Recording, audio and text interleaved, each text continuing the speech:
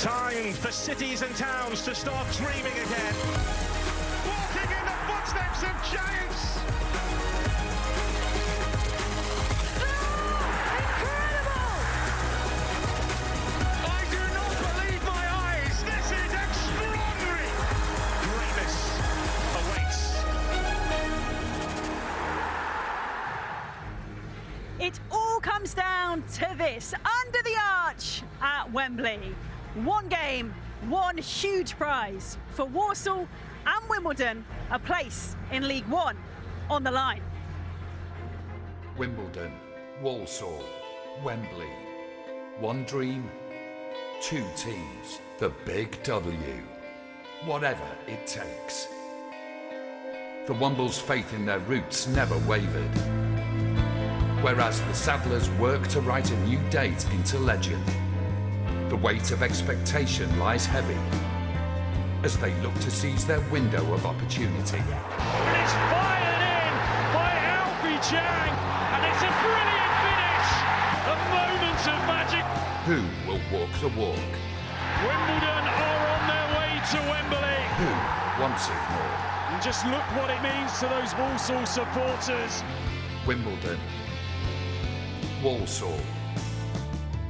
Welcome to Wembley.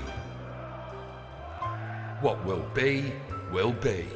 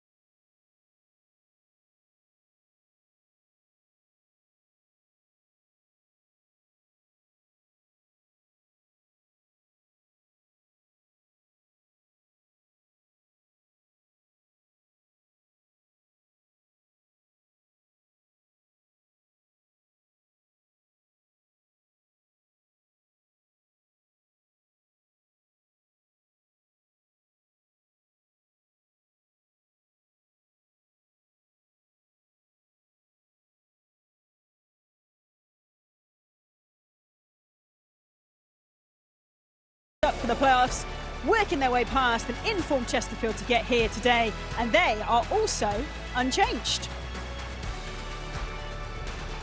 Well, it's the division's meanest defence versus its best attack, AFC Wimbledon against Walsall. We're pitch-side for the League Two playoff final, and I am delighted to be in the company of Curtis Davis, Luke Chambers and Troy Deeney. And a very good afternoon to you. Wembley in the sunshine. There is nothing better. And for these two teams, this is what's at stake. Who will be lifting this trophy come around 5 p.m. in the Royal Box? We cannot wait. It's great to have you guys alongside me. Good afternoon. You've brought the sunshine. Troy, it's the second time in a couple of weeks I've rolled this out for you. It's your playoff goal.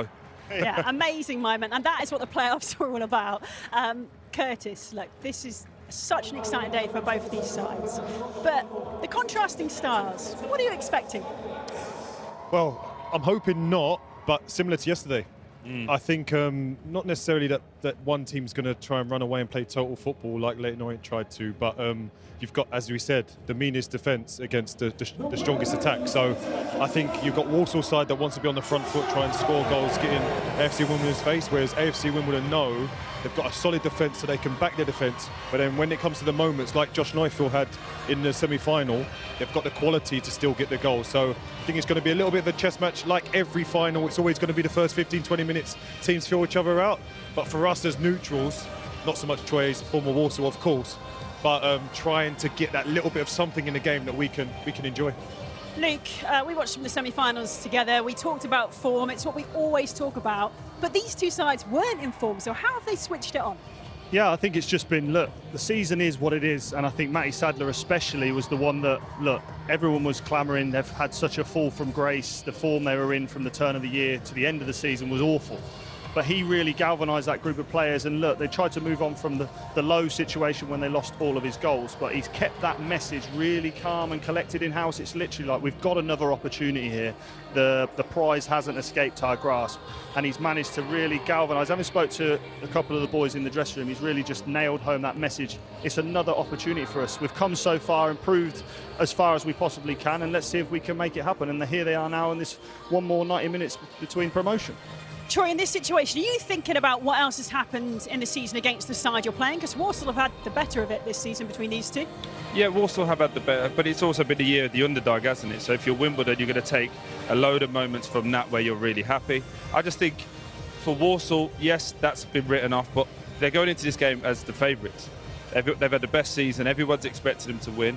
So that's more pressure that they're not used to dealing with. And it's been shown since January that they haven't really handled that pressure greatly. I do think with George Hall being back fit and available, obviously played with him at Birmingham City, the pace and power on a big pitch like this, he'll be a massive key for them. I'm not sure if Wimbledon do well with people running in behind, and he does that really well. But also, Matty Stevens hasn't scored in a while, playing against his old team in Walsall. I think it's one of those games where you could just see goals happening. I expect a few more goals than Curtis, but I'm an optimist. Look, Curtis, you know what it's like to play on this pitch. There's nothing like it, I would imagine, as a player.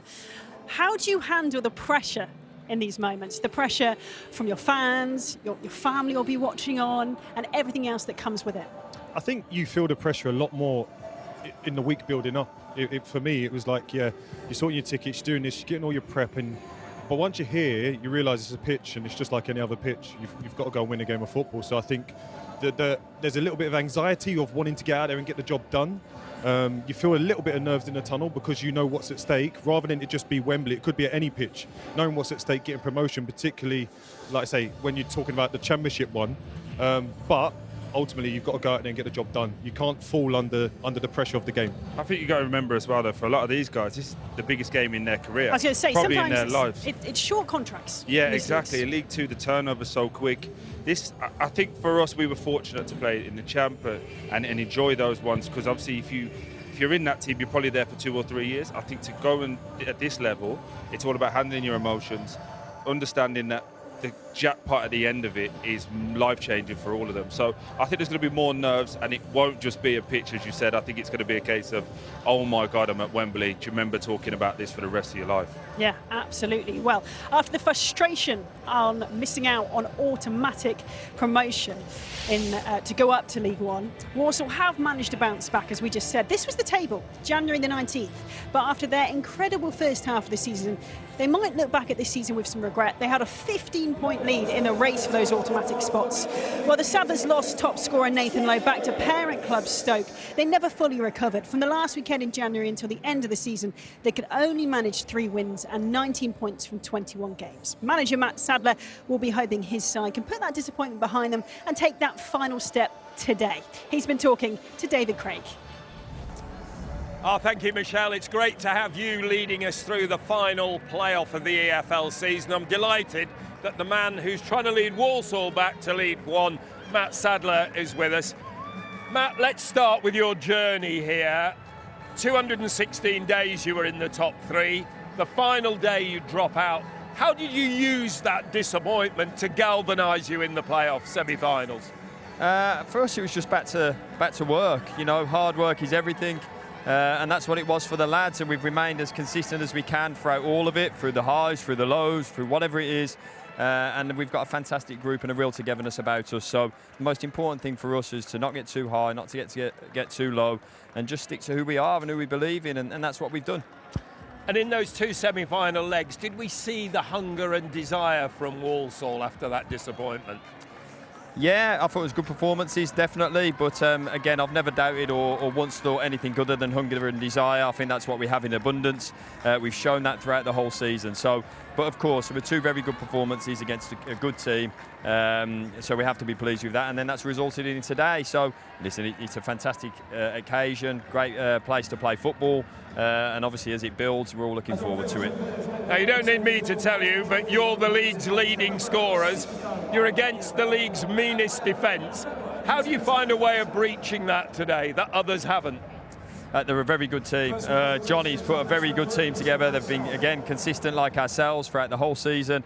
Very good team, defend really well, defend as a team, and we know it's going to be a tough game, but again, going back to us, we have to be about us, we have to do what we do, and we have to try and play the way that we want to play in the game, and the focus will be on us from our point of view, for sure. You've got to lead this group. You've had the experience of a player of the disappointment here. Have you been able to draw on some of that experience to make sure your players don't suffer that? I think it's two very different times. You know, for me, that was then, this is now, and all the guys are just ready and raring to go. And for me, that sort of stuff means nothing. It's just talking. So for us, we're just ready and looking forward to the talking finishing and us getting on with the game. And we got guys that are just looking forward to it. They're looking forward to being together, to playing together, and continuing us. And I think that's more the focus than anything else. Unchanged side, but Connor's back on the bench. How big a bonus is that? Yeah, Connor and Oshin both back on the bench. So for me, I had to make some really tough decisions with that. I had to take off Josh and amazing captain in Donovan. And again, shows the people who they are, with what they're like and how they've been around the group, and that continuation of that togetherness, which is everything to me. Very, very tough decisions to make with that. And we just went with what we thought would be that give us the most options on the day. So yeah, obviously, they're both good players that have come in, so we're pleased to have both of them. And very finally, it's always about drama. We haven't had the drama of a penalty shootout yet in the playoff finals. How much have you practiced for penalties should it happen? So funny. Don't will it on. We don't. No, listen, we've done our preparation like everybody will have done. I'm sure the other teams did exactly the same. So again, we're all prepared for whatever comes our way. Matt, it's a pleasure to have you alongside us. There we go, Michelle. Matt trying to guide them back to League One. You guide us through the drama of the afternoon. Yeah, thanks, Craigie. Well, Curtis, Matt Sadler, how has he done it? How has he turned this round in these last few games? How has he shifted that mentality? Because even on the last day, yes, they won, but then Bradford snatched it. It's really impressive, because to be that good at the start of the season and to go 13 games without a win, then you win on the last day, think that you've done enough. Even after that bad form, you've done enough to get in. And then a 96th minute goal at Bradford sees you drop down again. To then re-galvanise them to not only just won that game on the last day, to go against the form team in the whole of this League Two playoffs and go and beat them in both legs was fantastic. You see here, like, it's night and day. 2.32 points per game at the start of the season is unreal. So I think it's it's 3 wins over the last 21 games. It speaks for itself. And listen, they've scraped it. I think in context, Walsall fans at the start of the season would have snatched fourth out of your hands. Of course they would, but context is always about the moment with fans. And unfortunately, they feel they fell short. But as Luke already said, they had that second chance to come here, and they'll be looking to put it right today.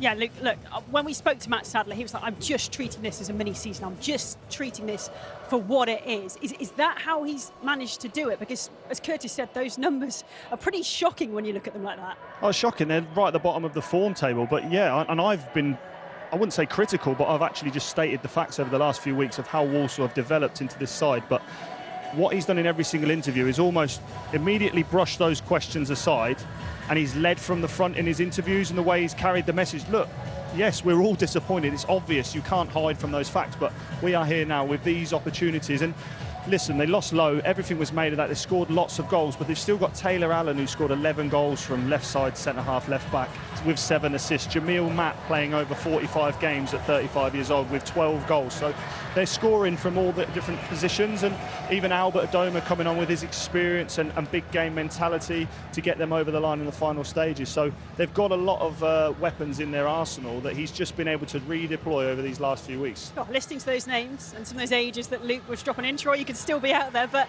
look, they're quite happy not to have the ball.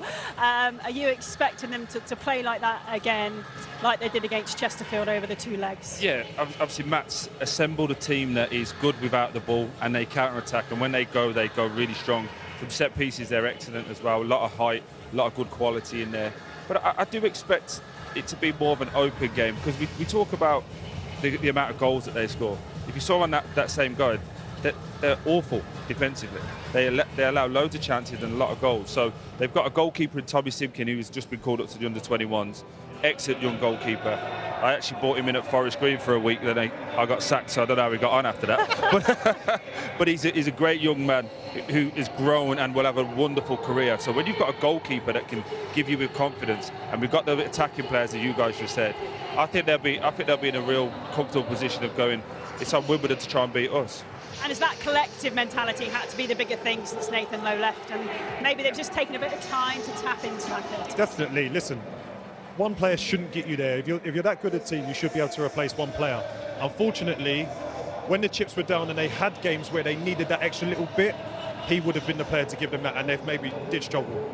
Should they have struggled for that 13 games to not even get that extra point to have got promoted? No, they shouldn't have. But the main thing is they're here now. Nathan Lowe's not here. He's not going to score the goals from today. Someone else is going to have to be a hero for them to take them up to League One. Absolutely. Okay, well, we're going to turn our attention to AFC Wimbledon next. And the last time they were here, it was a playoff final in 2016. They ended with promotion to the third tier thanks to a 2-0 win over Plymouth Argyle. Lyle Taylor opened the scoring. That was his 23rd goal of the season. It was Neil Ardley in charge then. And then substitute Adebayo Akinfenwa secured a 6th promotion since 2002 for the Phoenix side. Converted from the spot, his last act for the club, writing his name in Wimbledon Wembley folklore. Well, this week, we sent today's co-commentator Sam Parkin down to South West London to meet some of the squad and manager Johnny Jackson as they look to write their own chapter in Wimbledon's storied history. We're going to hear from the Dons camp next.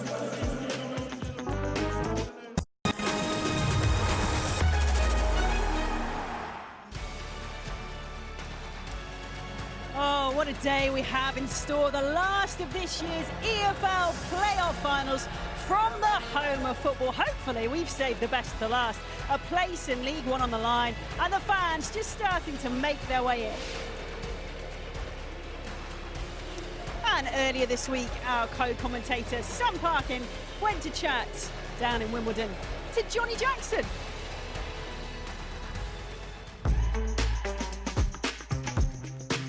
Johnny, thanks for having us again. Thanks for having me again. I'm here more than you.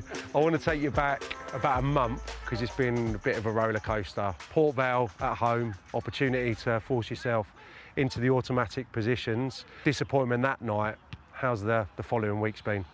Yeah, that was a tough day, to be honest. You know, we was really disappointed after that. It was emotional. Obviously, they got promoted. You have to watch the opposition celebrate and stuff like that. So that one hit hard, but we had to reset pretty quickly. Not so much tactically.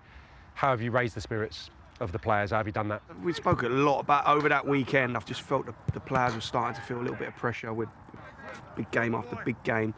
And we just tried to strip it a little bit back on that week. We didn't really speak about Grimsby until Friday that week, the day before the game. Tried to make training a bit more fun, keep a competitive edge, but lots of little games, lots of competition on it. Done like a quiz Friday night. Just tried to really sort of be try to have a bit of fun with it as well. Realise that we're in pressure games because we've been successful. Yeah. And let's try and enjoy that. Joe, take us from Saturday afternoon then. You beat Notts County, qualified for Wembley. How does it feel emotionally? Yeah, great feeling. It was actually different to other semi-finals that I've won before in the playoffs. It felt a bit calmer. I think everyone was a little bit more grounded. I think the whole feeling around everything was actually a lot better than I'd experienced before, and maybe personally because I'd been in that situation before and not won in a final, I felt quite grounded. It was a great feeling. A couple of sessions to go. How's it feeling now, Jake? Must feel very real. Yeah, obviously the closer it gets, it starts to your mind starts to tune in a little bit more, a little bit harder. So yeah, on that respect, yeah, it's getting closer. How does the preparation differ from a normal league game? I think obviously throughout the season you're trying to gear up to play a certain style, get your principles set in place. Obviously this is just a one-off, and anything can happen on the day, so it's slightly different. Josh, have you come back down to earth after that special goal? Yeah, no, I think it was quite soon after the goal, to be fair. Yeah. I think like you could see from the fans' reactions and especially the players after the game, it wasn't all gearing and cheering, the fans weren't invading the pitch. I think it was quite like we were humble and obviously winning the game, and I think we knew that the job wasn't done. Obviously we've got a bigger job on Monday that will obviously settle everything that we've been working hard all season for. Incredible season for you in terms of goal scoring. What would it mean to cap it with a goal on the final outing of the season? Yeah, everything. Obviously, mean a lot to myself, family, all the fans. It's a massive, massive game for the club, and hopefully I can be the one to score the winning goal. You're saving it for Wembley as well. You had the header, second leg of the semi-final. I had enormous sympathy with you. I worked hard over the 2 games. I was waiting for that sort of opportunity, and when it come, I thought I did everything right to score, but to be fair, sometimes you've got to hold your hands up and just say it was a good save. So 1988, 2016, there's history there. Will you tap into that? When the lads sign here, we have a day where we talk about the history of the football club, obviously which the FA Cup 1988 was a massive part of, and then obviously what happened after that, and having to sort of start again, if you like, and then building up to the 2016, that the team that went and got promoted into League One, and now obviously we've got the opportunity to go and write our own chapters, which is what I've been saying. You know, these boys have got a chance to go and make their own history, part of their own Wimbledon history now. Well, look, Curtis, they clearly have a way they like to play under the cosh. As a defender, did you enjoy that? And do you think they're at their best playing like that? Well, that's what's going to be interesting, because, as Troy said, Walsall don't really want the ball either. So is it they're going to pass it to them, they're going to pass it back? I don't know what's going to happen. But the main thing is they've built on a solid defence. Johnny said that it was a big thing. In this league, you get a solid defence, you manage to get yourself a goal scorer like Matty Stevens, then you'll be all right. So I think it's going to be interesting, that cat and mouse game of who's going to be the first to blink. But listen, as a defender myself, you don't mind it if you need to do it late on in the game, but if you try and go out there and defend for 90 minutes, it's not the best. But, you know, they're not a team that typically do that. It's hard to flip it as well. Yeah. So if you are setting up defensively and then you let a goal in, it's really hard then to change focus and mentality to, right, let's go and attack and take it on. So they have to be careful. But I think they are in a situation where they want to send it wide for Walsall, let a load of crosses come. As long as the crosses come, they'll be okay. It's the more the slip passes they struggle with, isn't it? Yeah, but what you can, as a centre-half or a defender, if you know you can still score goals as a team, you enjoy that defending part, and it's a little bit less pressure on you, because you know, listen, stay in the game, we're going to nick a goal, and whether that's the strikers or the attacking players, you're comfortable in having those defensive moments. Curtis, you were a leader on the pitch for Wimbledon. Joe Lewis is their leader. What's he got to do today for his team? Well, it's just that. It's you come out and you do it over the season. You just give the little messages all season. If you come here and try and be the hero and have this big, massive speech that no one's ever heard from you, it might go on deaf ears because players think you're being a bit busy, you know, in the changing room. Whereas if you give little messages to your teammates all throughout the year, you keep them in positions as a centre-half. The best thing is as a centre-half is if you organise everyone in front of you, you don't have to even do anything.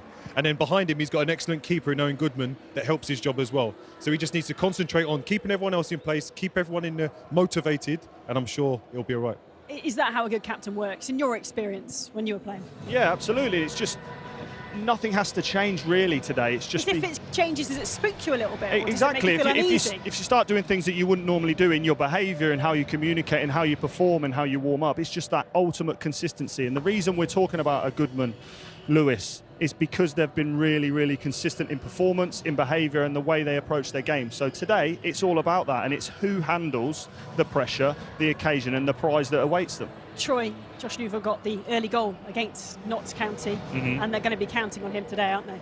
Yeah. Look, I do think they've got goals in the team. Matty Stevens, he spoke about a lot, scores a lot of goals. Hasn't scored in a while. He normally scores in bunches, so they want to get him chances. And Sam Parker just alluded to it, the big header against Notts County. If that goes in, you'd be coming into this game going, wow, both of them are up for it and they're scoring.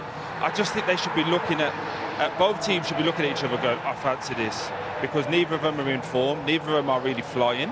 And as a striker and as a captain, when I've played, it's okay, how do I get myself about here? How do I put the best version of Troy on this opposition? And if they can handle it, they'll be okay. If they can't, we win the game. And that's how simple it's got to be for Wimbledon. And you need your best version of your player of the year, like Newfield today, don't you, Curtis? Yeah, 100%. Listen, he's done it in the semi-finals, but this is the main stage. You know, ultimately, he gets the goal that secures their passage here, but this is where everyone needs to turn up. It's all good doing it, or even over the 48 games, you could have been the best player. Today's what matters to get up to League One.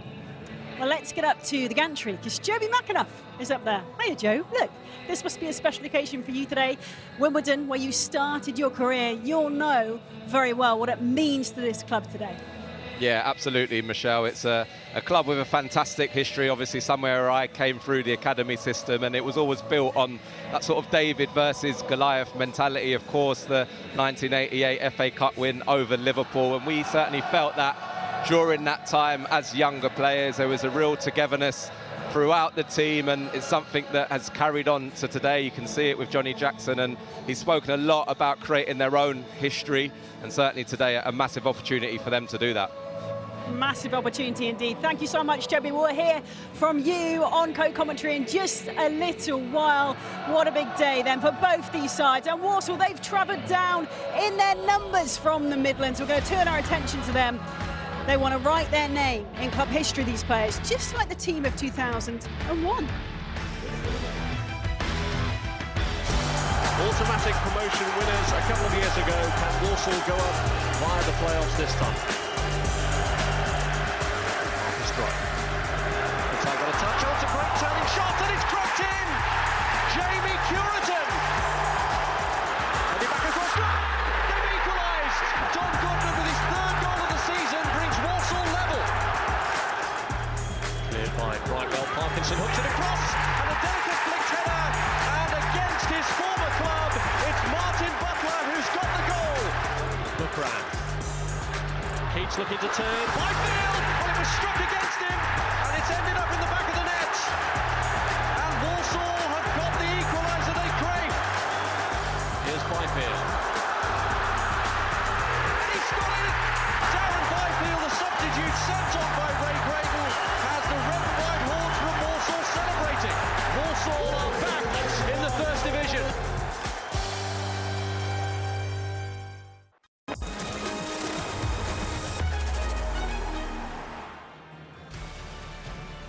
Kick-off fast approaching under the arch at Wembley as Wimbledon and Walsall prepare to face each other in the League Two playoff final.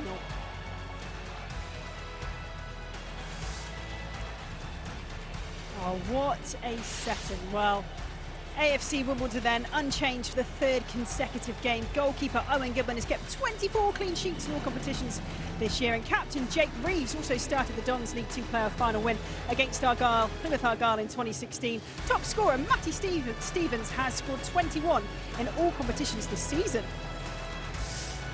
Walsall also unchanged from the team that beat Chesterfield in the semi-final. Goalkeeper Tommy Simpkin making his 50th senior appearance of his career, and Connor Barrett is back available from a 3-game ban. He's among the subs. Let's hear from both camps now. You name an unchanged lineup. Was it an easy decision to make? Yeah, it was. Listen, we've got lads that could come in and will be ready if we need them from the bench. But I think these boys, these 11, they earned the right with the 2 games against Notts and the way that we played last week. I think they've earned the right to get out there today. Liam, everyone knows the story of Walsall this season. 216 days in the top 3. You miss out on the final day. For a lot of teams, that may have destroyed them, but it seems to have galvanised you. How have you gone around creating a positive out of what appeared to be a negative? Yeah, look, obviously we understand that it was a difficult part of the season that we went through. Being at the top for so long is probably more mentally than physically tougher than a lot of people do expect. But I had a conversation with Tails and a couple of the boys, and we said, regardless of the outcome against Crewe, we needed a win to go into the playoffs and get that momentum back. And it looks like it has gone our way, and we've had that momentum shift and that mental shift to get ourselves back on track, and hopefully we can carry it on today. Jake, turn the clock back 9 years. You experienced the elation of winning this final. How do you go about repeating it in 2025? Yeah, obviously 2 different games, 2 different eras. It'll be very difficult. We know what we're coming up against in a really good Walsall side. So, it's about staying calm in the chaos, basically, on these sort of games. So hopefully we can do that today. An intriguing contest today because we have the league's top scorers against the league's meanest defence. How do you go about breaching that defence today? Yeah, look, Wimbledon have had an unbelievable defensive record this season. And we've shown this season that we can score a lot of goals. So it's going to be, this is exactly what people want to watch. It's going to be a great game of football, and hopefully we can come on top today. As you're well aware, this club has a great tradition going back to the old Wimbledon of Wembley, and of course the crazy gang. Is there some of that spirit still on view in AFC Wimbledon today? Absolutely. This is just the latest incarnation of the crazy gang of Wimbledon FC, and this is where the club finds itself today, AFC Wimbledon. And you know, we buy into the history of the whole club and what it's meant to be here before in '88 and in 2016, and now it's an opportunity for my boys to write their own chapter. Okay, well, not long now, players out warming up. Luke, someone we thought shone in the semi-finals was Taylor Allen, but he's shone all season and contributes so much. You mentioned it before. Those goals he chips in from defence, it's so impressive. How does he do it? Yeah, exactly, and there's a reason he's in the team of the season because of that, and scoring from the left side centre-half, 11 goals and assisting 7 times in the game where he's played every game. And that's what you need as a defender to create any sort of positive environment in the team. You need to have a settled defence, but what he does do, he just puts caution to the wind. He gets himself involved in areas where you wouldn't expect, and the way he executes his strikes, especially off his left-hand side, is remarkable for a centre-half at this level. But his deliveries from set pieces, where he's always trusted on the ball, and he has that nous of staying alive in attacking situations, and again he gets those moments and he finishes very, very well. And Troy will know even more than I do, but when he has the opportunity, his execution is always on the money. Yeah, and he always hits the ball with real conviction as well. That's the bit for me. He's obviously showed that little pass there inside, but the conviction in which he does it is why he gets the amount of goals he gets. Nothing's ever by chance. Now, Troy, someone you know on this Walsall team well is Alfie Chan. Wow, he had a sweet, sweet strike in those semi-finals. What does he bring to the team? What do you like about how he plays? Well, I've known Changi since he was a young man at Birmingham City. He's one of those guys, he's never been the main man in the youth team. Everyone kind of overlooked him, but he works hard, does everything right. For 22 years old, he acts like an old pro, does everything right. You won't really notice him until he's in your team, until he's out of your team, sorry. But what he does now is deliver some goals. And personally, the best thing that I liked about it is that he's been injured, showed resilience, come back, because it could have been very easy for him to go back to Birmingham City and just rest on the laurels and say next season. But he's come back, fought for his place, and obviously got his first goal in the playoffs. Striker's perspective, Jamil Matt, he's been here before. Unfortunately, he's been on the losing side twice. But even though he's 35 now, what's he bringing to this side?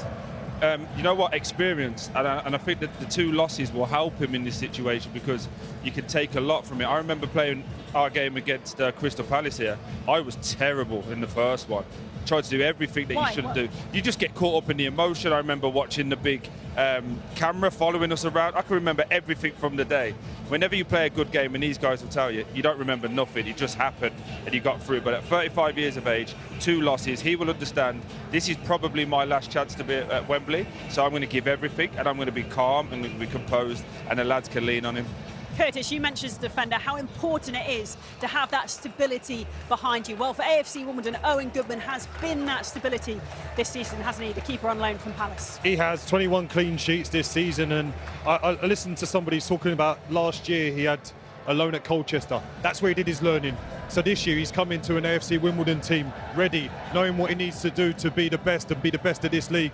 He, along with Simpkin as well, is in the under-21s England in that squad. So he'll have a lift from that, but he's honestly been fantastic. It's one thing nowadays, you know, we speak about keepers being really good ball players and what they can do with the ball. He can do that stuff, but he makes the big saves, he makes the big calls, the big catches when he's needed. And you see here in the semi-finals, coming up with big moments like that. That's not an easy save by any means, but when he comes up with them, for him, you almost expect it because he's that good. And yeah, he had an unbelievable game that day, but all season, that's what he's been doing. For a young goalkeeper, Michelle, he's so strong, and I think that's what's been the benefit. Sometimes you see goalkeepers put their hand to something and it just creeps in the bottom corner. But ultimately, every time he has to make a save, he's really strong and he gets it away from danger. Oh, sorry, we're laughing because we're trying to dodge the sprinklers, Luke. I think they're aiming for you, my friend. But we have just about dodged them. Yeah, he could be absolutely key today.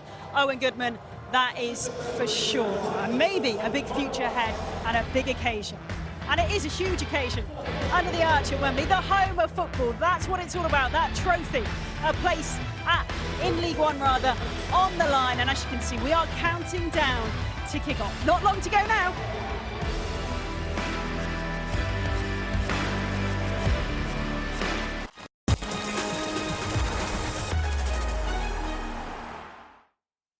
Wimbledon, Walsall, Wembley. One dream, two teams, the big W.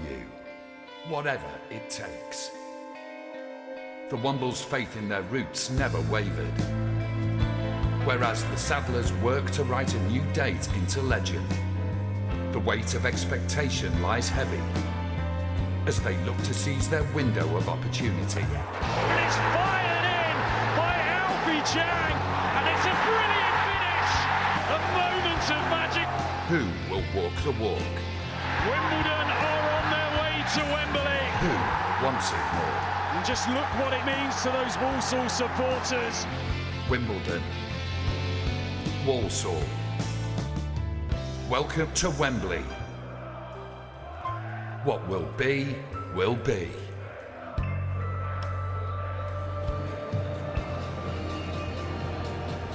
History awaits for one of these sides. This is the last of the EFL playoff finals this season. It's all about getting to League One. Walsall, Wimbledon, who will prevail? Fans young and old, so excited. The anticipation is here. We are ready. Kickoff is just minutes away.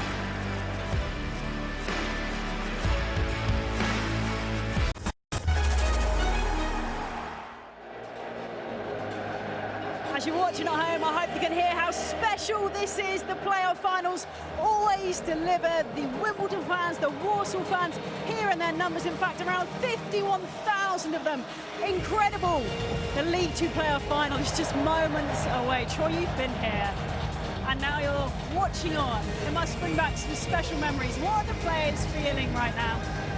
They're amped up, they're ready to go. If anything, you're trying to calm yourself down. But I want to speak on it again. For a lot of these League Two players, it's the first time they're going to ever experience this. So they think they know what they're walking into, but the second they come through those double doors there, it's going to hit them like a train, and the emotion's going to be all over the place.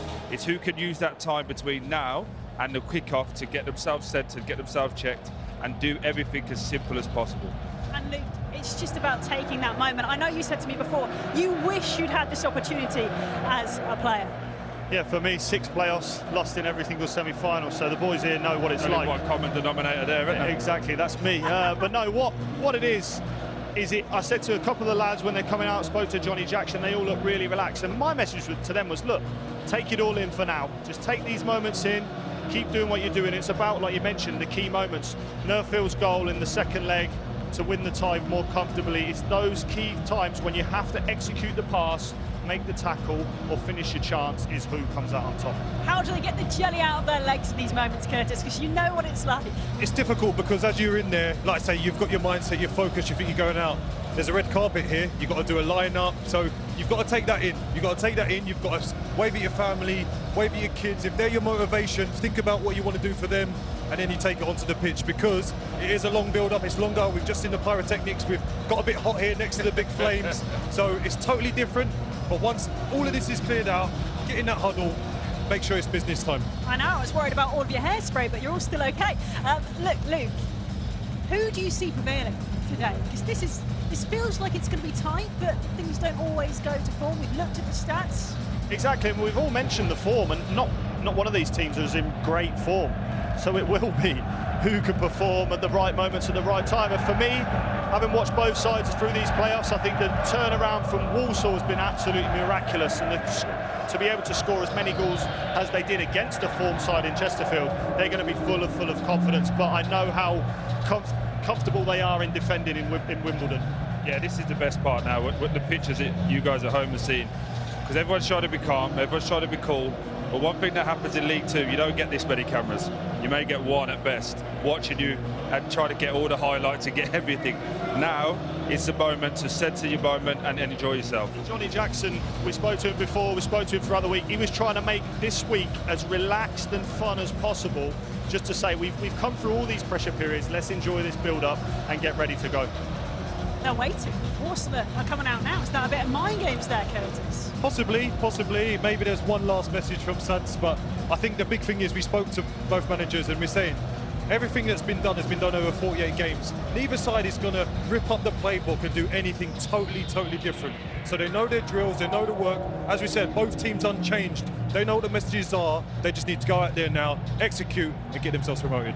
Okay, who's going to do that? Who is going to get promoted this afternoon? Oh, we can't wait for this. Joby McAnuff, Sam Parkin, and first, Gary Taphouse to take you all through it. Michelle, thank you. So the domestic season ends here under the Wembley Arch with the League Two playoff final. Fans of AFC Wimbledon and Walsall are dreaming of a return to the third tier. It's 3 years since the Dons were relegated from League One and 6 years for Walsall. The Saddlers haven't moved up a division since 2007. One of these sides will end the campaign with a big promotion party. The other will face another year in League Two. We've already seen this bank holiday weekend that thrilling drama and the EFL playoffs go hand in hand. You wouldn't expect this to be any exception. Well, there's already been undiluted joy this weekend for both Sheffield United, for Sunderland, should I say, and Charlton. In all 9 EFL teams have already experienced the thrill of promotion this season. One more will enjoy that unforgettable feeling here today. But will it be the Saddlers or the Dons who are partying later tonight? Rewind to the start of November. These two clubs were 12 places apart in the league table, but they end up finishing side by side. Here comes the presentation party, led by the familiar face of Rick Parry, the chair of the EFL. Davnet Reid alongside him, the MD of Sky Betting and Gaming. Walsall, of course, second at the start of November, about to enjoy a 4-month stint at the League Two summit. Wimbledon down in 14th after a home defeat by Grimsby. A promotion push then looked highly unlikely and implausible. And yet, into 2025, the Saddlers endured that nightmare run of just 2 wins in 20 to see their automatic promotion hopes dissolve, while the Dons moved into top gear, climbing up to second at one stage. In the end, though, both had to settle for the playoffs, and both won the 2 legs of their semi-finals to ease into this showpiece occasion and a one-off showdown for a place in League One. What an afternoon in prospect. And as it is a showpiece occasion, we will begin proceedings, of course, with the national anthem, sung by Harry Lineker. Sign language interpreter Dave Shields. God save our gracious King, long live our noble King. God save our King. Send him victorious, happy and glorious, gone to reign over us. God save our King.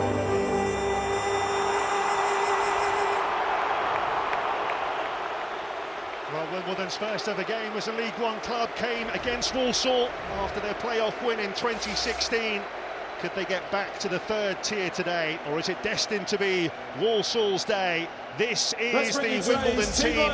Johnny Jackson's seen his side win each of their last 3 games 1-0. Today he names the same 11 that started both legs of the semi-final against Notts County, with Marcus Brown continuing in a forward role alongside top scorer Matty Stevens, who was a Walsall player 2 years ago. Player of the Year Josh Nerfell scored the classy winner at Plough Lane 9 days ago to secure the Dons' place at Wembley. Riley Harbottle netted in the first leg, he's fit to start. Ali Smith makes his 50th start for the club in midfield. Walsall are also unchanged after their semi-final second leg. against Chesterfield. So 35-year-old Jamil Matt is preferred up front to Levi Amanchi. Even though Amanchi came on and scored in that game, that would be the oldest scorer in a League Two playoff final if he nets here. Keeper Tommy Simkin has conceded just 2 goals in his last 5 appearances. Williams makes his 50th start for the Saddlers. Meanwhile, South Londoner Liam Gordon was on Wimbledon's books as a youngster. So let's focus on a player from each team ahead of kick-off. Who are you going for from Wimbledon, Joby, first of all?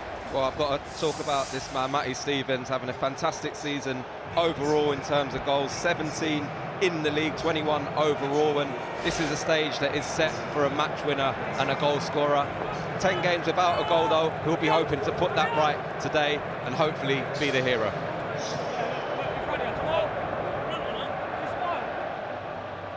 Well, for the third and final time this weekend, a special message from crazy gang enforcer turned Hollywood showman Vinnie Jones. A minute lost, a minute left. The Every Minute Matters campaign particularly pertinent when you remember that Wimbledon's Sam Hutchinson had a minor heart attack at Grimsby earlier this month. Swift action certainly saved his life and countless others as well. Search PHF with on. The Every Minute Matters campaign, championed by Sky Bet and the British Heart Foundation. Learning CPR in just 15 minutes can save a life. On to Walsall player, Sam. Yeah, I think the one way that Walsall can definitely hurt Wimbledon is runs from deep and balls over the top, and George Hall's dynamism along with the energy of Jamie Jellis, that could be really problematic for the Dons. I think if those two are at it, they could cause absolute havoc from midfield.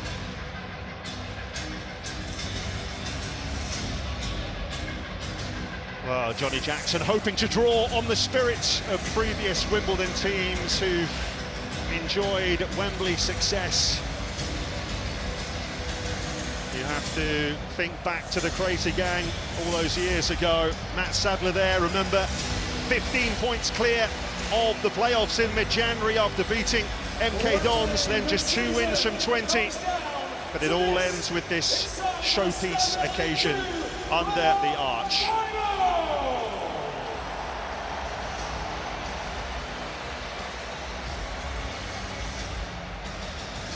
Well, last season, Wimbledon completed the league double over Walsall. This season, though, the Saddlers came out on top, a 1-0 win at Plough Lane and a 1-1 draw at the Bescot just 8 weeks ago.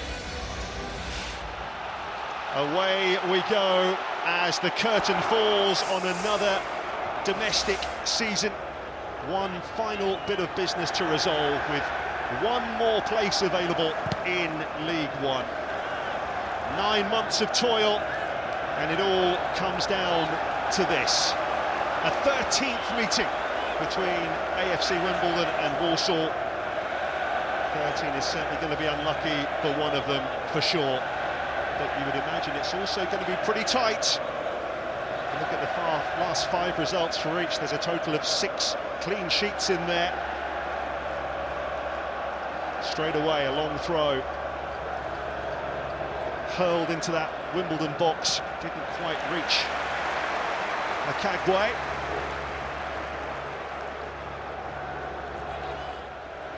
Whoever you talk to, Sam, most people seem to think this is going to be a tight one. Yeah, I think a lot of similarities between the two sides. Both want to be really aggressive from the front in terms of their closing. Probably both teams will go a little bit long to negate that, the success that they've had throughout the season. And I think even in recent weeks, in terms of the recovery, tinkering of the coaches, the managers, a vital time of the season just to reignite their campaigns. You have to admire that. Walsall were down on their knees. Wimbledon, similarly, it looked like their race was run. So huge credit to Matt Sadler and Johnny Jackson getting their teams here first and foremost. Now the job to try and finish the task. Really interesting today, just that tactical battle we've spoken about. Both teams, you saw that over the semi-finals in terms of not having much of the ball. So which one's going to take the initiative today? Is there a team that is going to want to be the one dictating things? or are they going to just sit back and try and soak up and then hit on the counter-attack?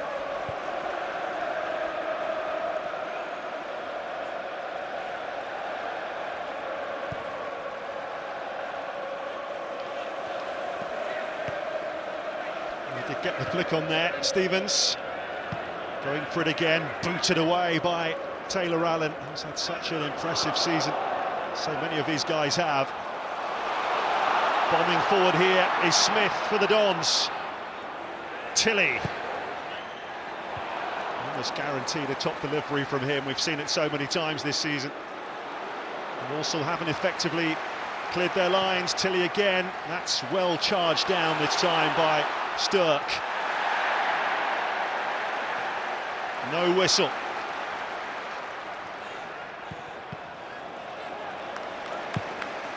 And immediately Chang just looking to turn it into the space.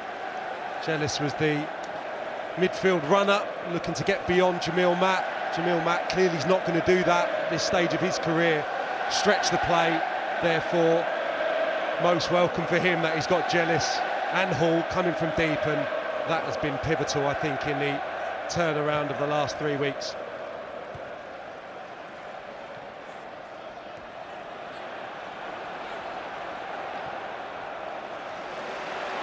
There is Liam Gordon for the Saddlers. Trying to get the better of Tilley, who recovers, but it is a corner. Going to be a fascinating battle down those flanks today. Again, just there, James Tilley doing a brilliant job going defensively. We know his quality when he gets in that attacking third, but again, who's going to come out on top of that will be really, really essential. And then on the other side as well, Nerfville against the Simway. We know how strong Walsall have been from set plays this season. 25 goals in the regular season.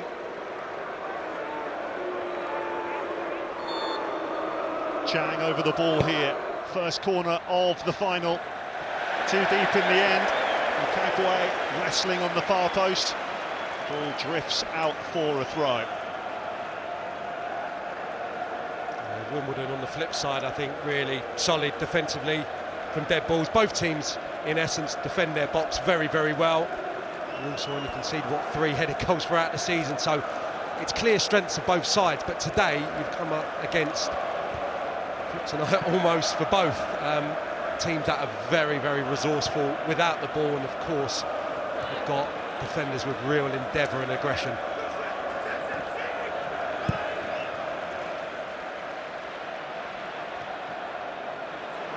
Down by Williams, but here come the blue and yellow jerseys. Tilley.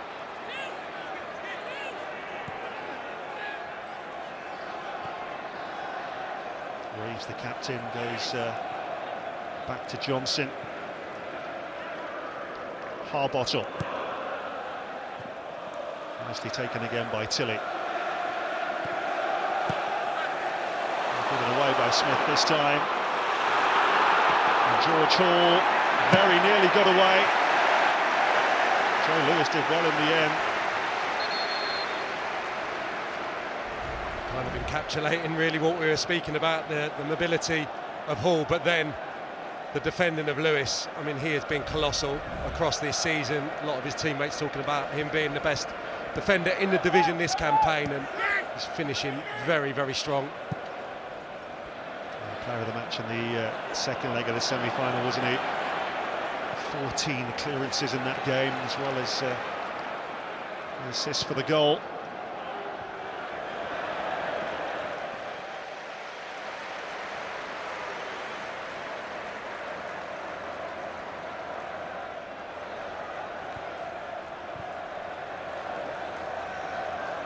Here is Lewis.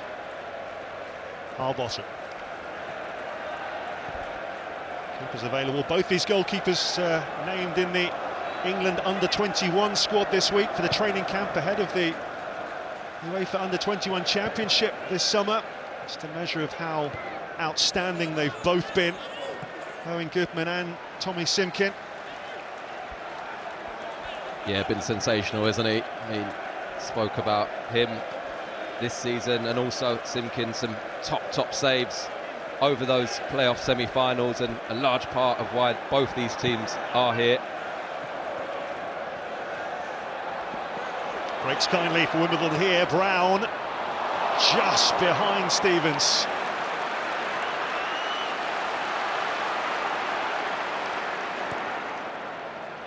Simway up to Jealous. Out for a throw to the Saddlers. George Hall already has made a couple of really good runs. Sam touched on it just before the game. It looks like it's going to be a real integral part of that game plan today. Can they go and get them in those spaces, maybe in between those three centre halves? He's got to go and break off of Jamil Matt, who will be that presence down the middle of the pitch. Then it's about just finding that little bit of quality to pick out what has been so far some really good movement. Gordon always looking to get the ball in early. Crunching challenge there. She's left Brown in a crumpled heap. Harry Williams flees the scene. And we see it so often, the touch just getting away from Williams, and he's hesitant, and Brown is sharp to the ball. I think the pattern almost set, Joby. I think Wimbledon, I think you look at the two league games as well, Wimbledon had more of the ball, and I think the flip side of what we've been talking about, the dynamism of Walsall's midfield, Reeves is going to probably have the most touches of any player on the pitch. Everything's going to go through him. Matt Sadler wouldn't have been doing his job if he hadn't identified possibly that weakness. Get around Reeves from a Walsall perspective and make sure that his touch and his passing is on point. Otherwise, I think Walsall could get joy harrying him and pressing him. But yeah, Reeves been here before 2016, obviously huge part of Wimbledon, almost the coach on the pitch, and he's going to be dominant for them. You can already see that. That was beaten to it there by Asimwe.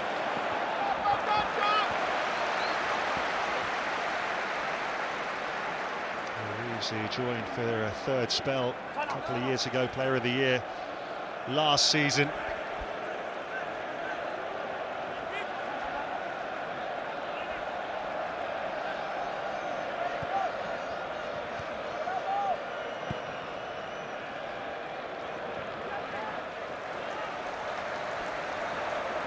Here is Goodman, who set himself a target of 15 clean sheets this season when he joined on loan from Crystal Palace.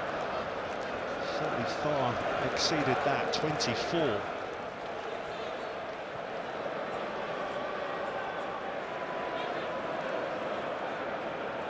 Lewis for Wimbledon. Fairfield's made the run. Clearing header. Doesn't go far enough. Brown collected it. Hippolytes. It's well defended in the end. Chang helping out, and it's a goal kick.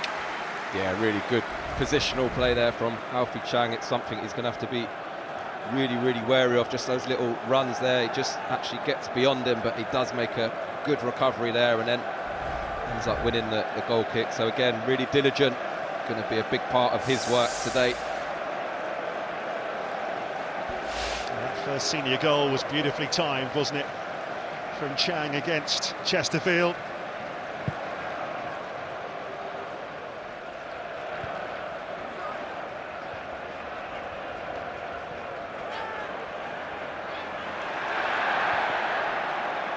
Referee says play on.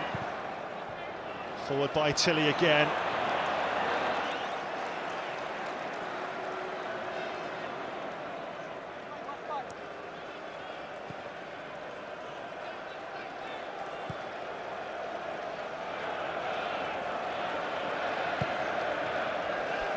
Kagwe with the ball forward, headed up and away by Johnson.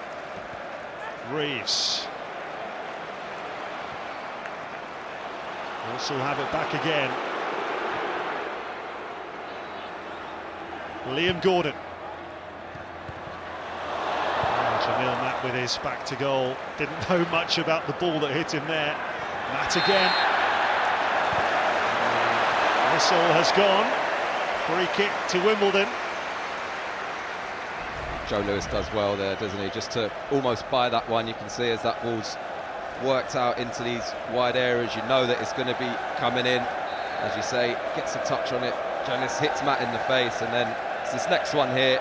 Just feels a bit of that pressure comes right over the top of him. I think he's a little bit unlucky there, Jamil. I don't think he does an awful lot wrong, trying to get his body in the way.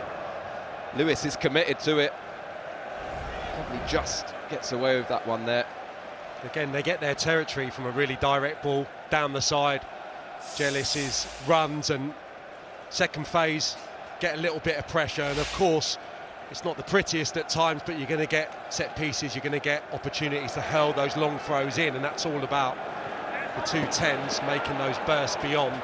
It's not going to be sophisticated football, it's going to go back to front, but it's proved so important across the last few victories.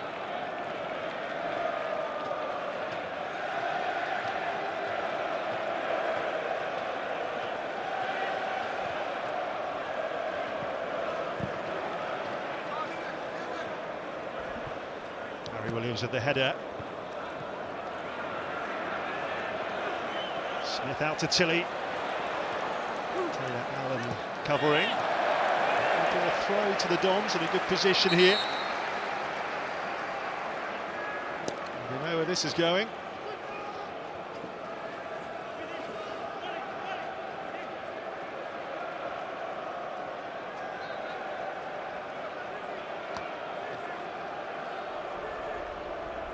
You know you get a good run up here at Wembley.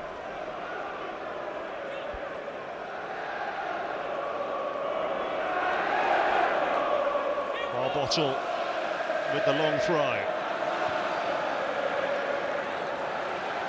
Well, they defended it well initially, but it's straight back in by Hippolyte, and could there be a chance for Stevens just for a fraction of a second? He wondered if he might sniff out an opportunity there. I think Akagwe just made a little bit of a mistake here as the ball's recycled, tossed in by Hippolyte. He's not aware, I don't think, of the position of Stevens at all. And he's relieved, because that's an error that could have led to a goal. Yeah, good anticipation there from Matty Stevens, though, wasn't it? He's expecting the mistake. Again, all good strikers, a bit of movement in the box, hoping it falls for them, just out of his grasp there. But again, someone who's done that time and time again, just sniffing out those opportunities, and we're going to see a lot of that today. Balls into the box, it's all about concentration from the defenders. Just had a little drop off at the end of the season, goals wise, one in his last 10. At the other end, George Hall trying to make something happen here for the Saddlers. Picked up by Gordon, might well have taken that away from Chang. He's seen how he beaten to it. He's got to leave it, hasn't he? I think for Chang to fire right-footed.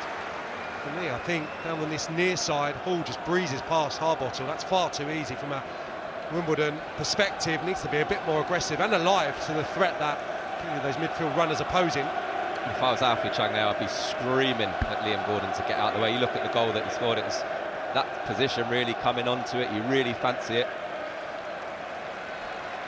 Yeah, lovely strike, wasn't it? Lovely clean hit from Chang in the semi-final. Williams with the long throw here for Walsall. No problem for Owen Goodman. Parent club Crystal Palace enjoyed Wembley success, of course, last weekend in the FA Cup final. Interesting to see what next season holds for him, whether he's out on loan again.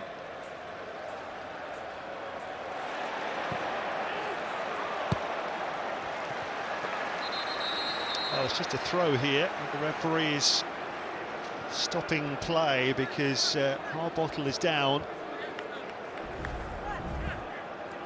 Yeah, looked like a good, honest challenge there. Yeah, gets the ball, but then does go through Riley Harbottle there, but nothing wrong with that for me. Good, tough tackle. Certainly what you want to be seeing on a day like today with so much at stake.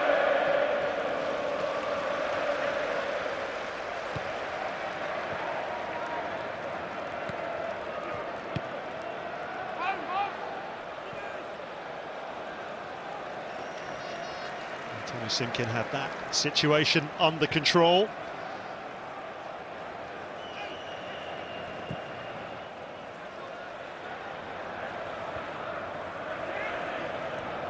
Jealous.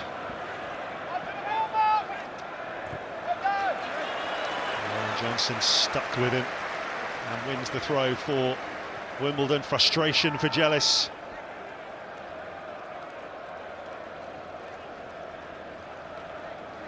Just feels like just need someone from either team, particularly in that midfield area, maybe just to put their foot on the ball again. We're not expecting either side to come out and really dominate the ball in terms of passing it around for the sake of it, but there are just times so far where just that extra touch, take a little bit of time and care on the ball just to give yourself a chance to get up the pitch. But particularly Jake Reeves has spoken about that from Wimbledon's perspective, him getting on the ball in those deeper positions. Just one or two times gone a bit too early, too soon for me, Sam. I asked him about the similarities between today's Wimbledon side and the one in 2016. I thought potentially quite a similar game plan. He said, no, we booted it in those days. I think it was Akinfenwa, Tom Elliott up top for them, so I did the manager a complete disservice there. And I think he's happy having that additional body in midfield now where he can get on the ball and play a little bit more, and I think that's been, you know, a slight adjustment from last season for the Dons, where they were quite robust, certainly in their attacking play. Now enables Jake Reeves to have a little bit more of the ball on the deck. Long from Lewis. Cleared by Harry Williams. Reeves, the Wimbledon captain, doing exactly what Joby was asking for. Tilly, Reeves again.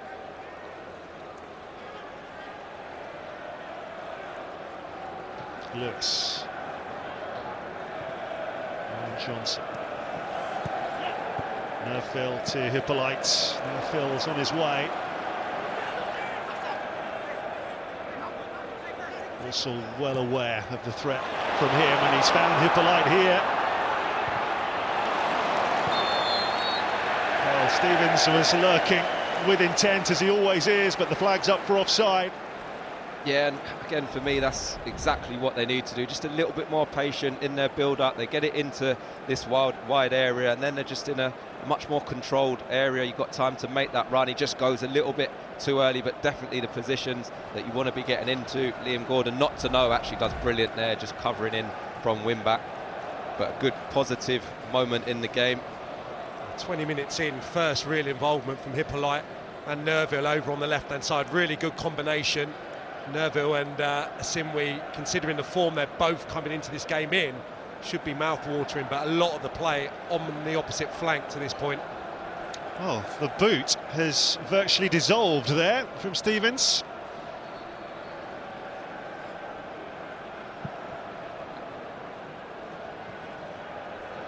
One of the subs is volunteering one. Must be a lucky pair, that. I mean, to be in that nick. You know, I had a few of myself where you're in a good form. I mean, he's not, so it's actually surprising if they are an au pair. But I think he'd be hopefully glad to get a new one on. Imagine he gets a goal and been on a bit of a drought with someone else's on, if it is someone else's. Well, looks like they're both going to have to be changed. That one's certainly been obliterated.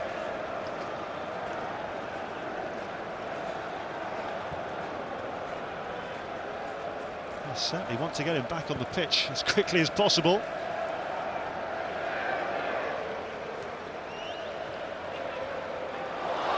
Oh, that's picked up nicely by Smith, and the strike is from Hippolyte.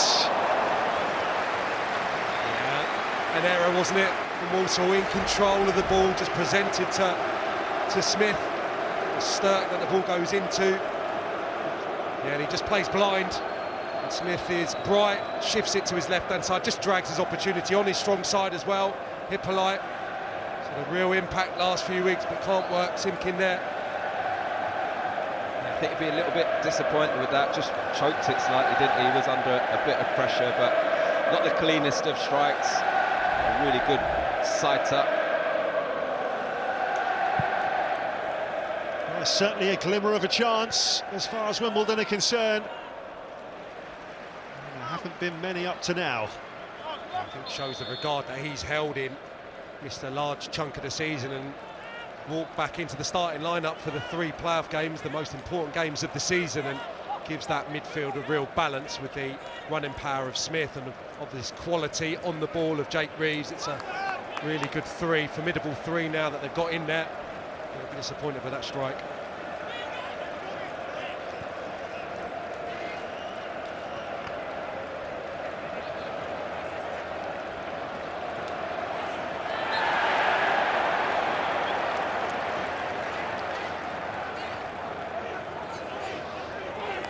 Well, Callum Maycock very kindly handed Matty Stevens his boots, and he's taken Stevens once as he warms up on that far side. There's been a fair bit of boot swapping going on, but Stevens, if they were lucky boots, they're heading for the bin.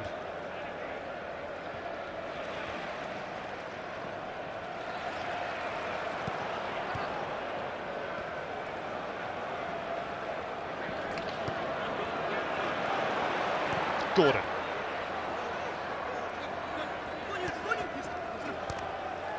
George Hall against Tilley. Needed a bit of help there, and he got it. Not sure Maycock will be getting them boots back if he ends up scoring the winner today. You're right. I bet they were falling to pieces, those boots. You're a goal scorer and you're scoring goals, you're getting them on. Anyway, how? Doesn't matter. Well, they were looking for a free kick there, Wimbledon. The ball actually goes behind. Jamie Jellis pursued it. There was no free kick given.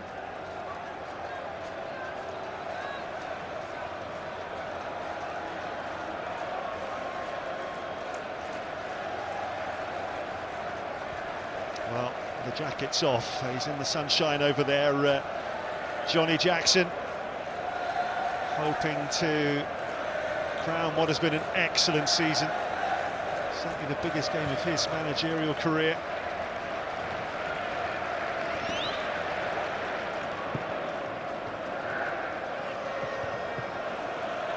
But nothing in it really so far. Headed forward there by Smith. Up towards Brown. And blasted by Smith with venom, but no accuracy. Well, we were looking at Johnny Jackson there. If he wants to draw on some inspiration, how about this man, Dave Bassett, a legend of the history of Wimbledon. I've done some co-coms as well with him. Talks a lot of sense. As you can see, so much success with Wimbledon over the years.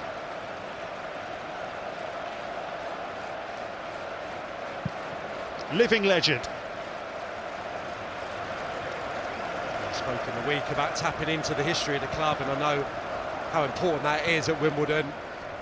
He speaks to Dave Bassett on a regular basis and other characters from back in the day, just to reinforce really the messages. I think it's a big thing at the club, and what does separate them from other sides, obviously the journey that they've been on, the history, really important to keep that running through the veins of the club. Kagwe with the back pass, dealt with by Simkin.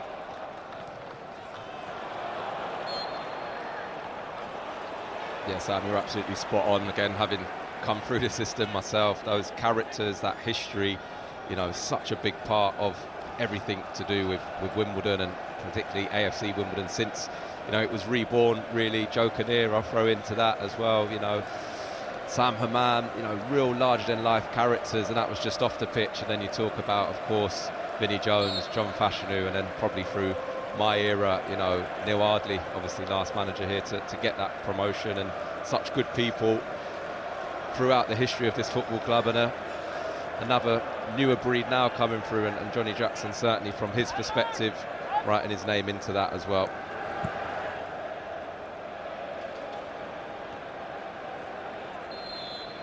Of course, things have really moved on since 2016. You've only got to look at the crowd of Wimbledon fans here today. 9 years ago, it was around about 22,000 who made the trip. Now it's closer to 30.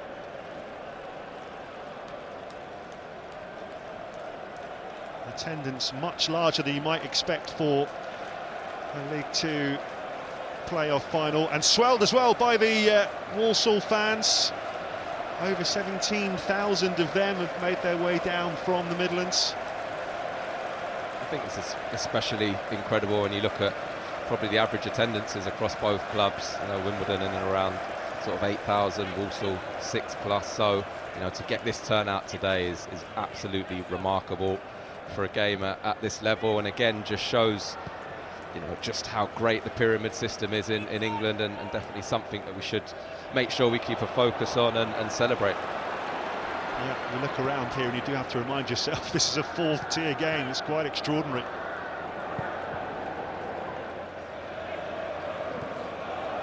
Asimwe. Chang. Williams. When anyone saw yesterday's game, I mean, this is taking KG to an absolute new level, probably to be expected. Also wanting that space in behind, which Wimbledon aren't giving them because they're sitting very, very deep, and negating that threat. I think for them it's those two advanced midfield players. I think for Wimbledon it's the two wide guys, isn't it? Absolutely, and you can see very few attempts on the goal. Both goalkeepers coming in fine form, but obviously not being tested to this point. And again, yeah, Nerville, left-hand side. Tilly, I think he's just being pushed back a little bit defensively. Gordon's giving him one or two things to think about, but those two guys, I think, bring goals. They bring assists, creativity, probably more so than the Walsall wide guys, and at the moment on the periphery of the game. Yeah, again, as you said, Sam, to be expected with the occasion. Sometimes you get out here and even though you're coming into the game fairly fresh, given the break that they've had leading into it. It's a brilliant run from Jealous. Taking in all comers there. Just on target on Tilly. Yeah, just coming back to that, it can sort of drain you, you know, emotionally and physically. So the tempo of the game is not the highest. It's been a little bit bitty, but then you throw in the nerves and the occasion as well. And again, I think that's why so often, like we saw yesterday, it comes down to one moment, maybe a set piece, one maybe moment of quality.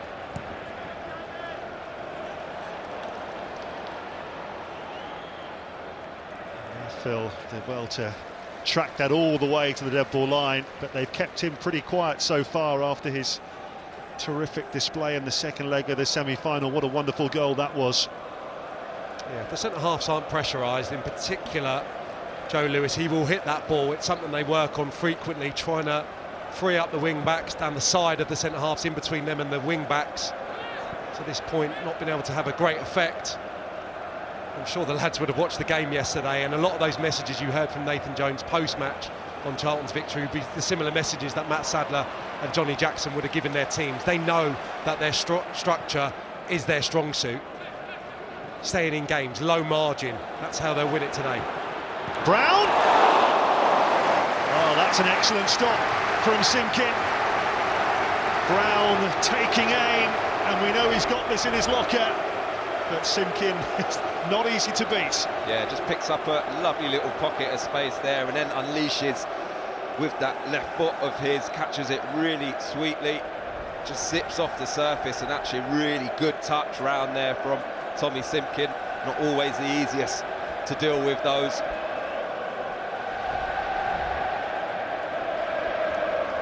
Well, before the corner can be taken, there's an issue for Walsall here. Harry Williams is stricken just outside the D. He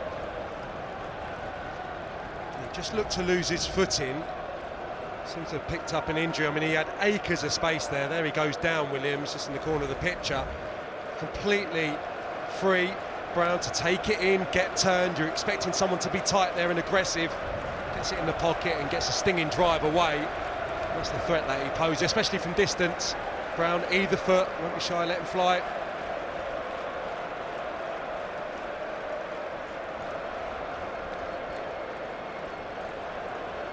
Possibly just turn that ankle maybe, as we saw him slip. Again, it's one of those that as you're just trying to push off, just sort of gives away a little bit, and maybe a little bit of a flick, ligament possibly. Well, that is Oisin McEntee, who's getting ready to come on here for the Saddlers. But this was the first attempt on target, and it came from Marcus Brown. Just picked it up in a nice bit of space in behind Chang and Sturk, and yeah, probably the loss of footing aids the opportunity for Brown to try and get it into the corner. Really good attempt, actually got loads of pace on the strike, and he's got great ability in either foot. Brown probably shouldn't be down in League Two. I'm sure he will, with the game time he's had at Wimbledon, rise again with them or elsewhere.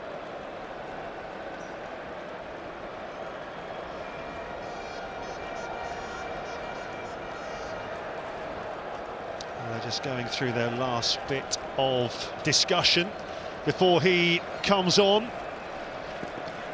Head it away from there, kick it over there. Maybe deciding who they're marking from set plays. Yeah, that's definitely the set piece playbook there, just making sure he's going to go in and obviously do the job that Harry Williams was doing. You can see him here really struggling to put any weight through that. It's really sad for him to get an injury in this first half like that. Well, yeah, you build yourself up, don't you, for a showpiece occasion, and then, sadly for him, it's only lasted 33 minutes.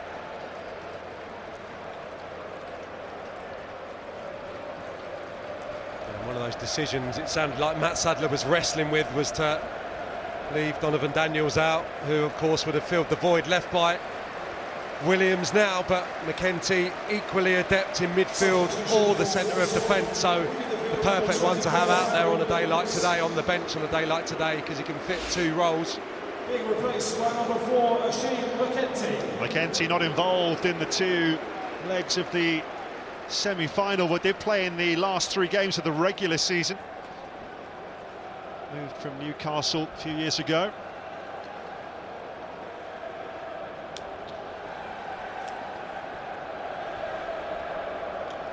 At the end of all that, it is a corner to Wimbledon. Their first corner of the game. Tilly takes. They keep it alive with Johnson. And again. Tilly tries to hook that back into a dangerous area. Smith was up there, so it did have to be dealt with. And then the pressure dissipates because the referee's blown for a free kick.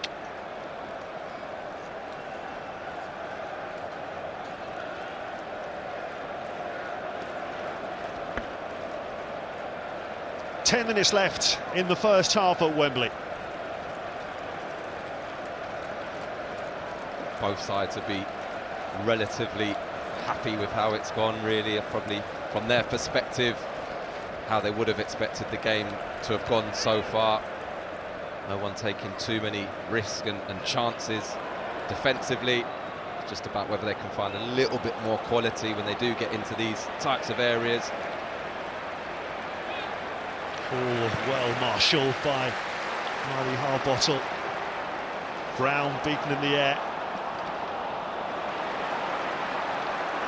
It really is a frenetic battle at the moment. McEntee.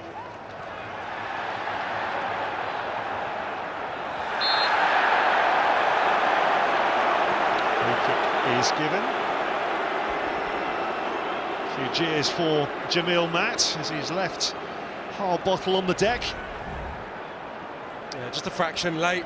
Harbottle did really well previously in combat with Hall down on his near side. If that delivery's right, he's got a problem, Harbottle, but he defended that one well, and he's sharp to the ball there just to pop it off. Jamil Matt knows. Matt bearing down on Goodman again.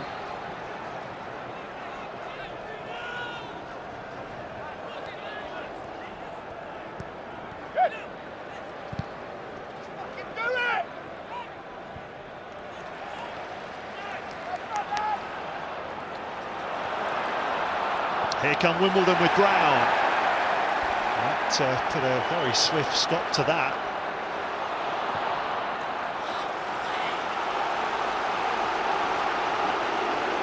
I think naturally eager to want to get into the game there, Brown, but there was space behind there. I think if he just spins, Jake Reeves just pops it into the space and maybe Wimbledon are in business. On the periphery of the game, wants to get involved, takes a touch, snaps in. Alan, nothing wrong with a challenge, but an opportunity for Wimbledon to stretch the game. Yeah, love that. Nice and aggressive there from Taylor Allen. What you don't want is Marcus Brown turning in those sorts of areas. So, again, making sure he goes in there, denies that space. Again, gets a little bit of the man potentially, but definitely enough of the ball.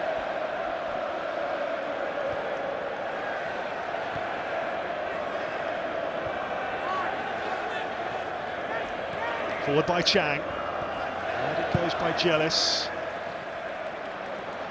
And took that nicely. Trying to wriggle away from McEntee. And they've got men over here, Wimbledon. Oh, Ali Smith in a great position. Didn't make the most of it. No, he's a 1 and 2 touch finisher really around the 18-yard box. I think time to think, and obviously doesn't really have that turn of pace. Touch a little loose, and Allen gets over once more to crunch into the challenge. McEntee with the error. Initially, Wimbledon moved it quickly, but Allen recovers well. Yeah, never really looked like he's going to get himself set to get that strike off, did he? I mean, touch just went away from him, but again, Taylor Allen making sure he's coming across, and a very timely challenge from him. Probably just got in the eye line as he was coming across, just to put Ali Smith under a bit of pressure.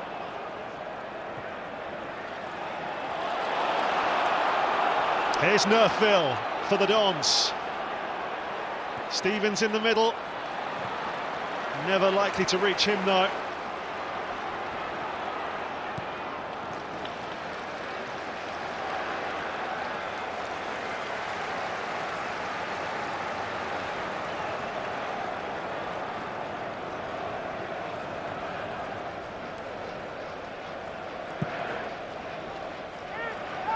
Jealous has made a great run here, but watched all the way by Ryan Johnson, who defended superbly. Yeah, really good bit of tidying up there, and it has been a theme, hasn't it, from Walsall's perspective, those runners from those two number 10s, Jealous and Hall there, but at the moment, Wimbledon looking fairly comfortable in dealing with that. They're almost inviting that run on and making sure they're in a good position just to see them off. Yeah, I mean, I've loved watching Emil. Matt's been about throughout his career. I think there's no one better really in League 2 football if you get good quality in towards him, but he's been a bit of a bystander in this first half, and he's not going to last the distance, we know that, and Amanchi, I think, is knocking on the door. He's been putting in some decent performance, cameos, obviously scored in the semi-final. I think we'll see him quite early in the second half, potentially, just to try and get him around and amongst that Wimbledon back line. Yeah, he's also having to do a lot of work off the ball as well, trying to get around Jake Reeves, and like you say, at his age and the amount of games he's played, he's probably not loving that bit of work, but again, he does it for the team, and again, they just want to get him probably a little bit more advanced, get some quality into the box, something for him to go at, otherwise it is a real long afternoon.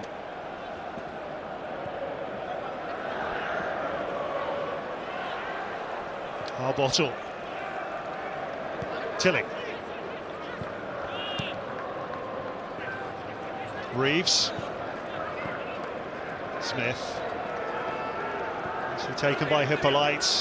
It's once again James Tilley.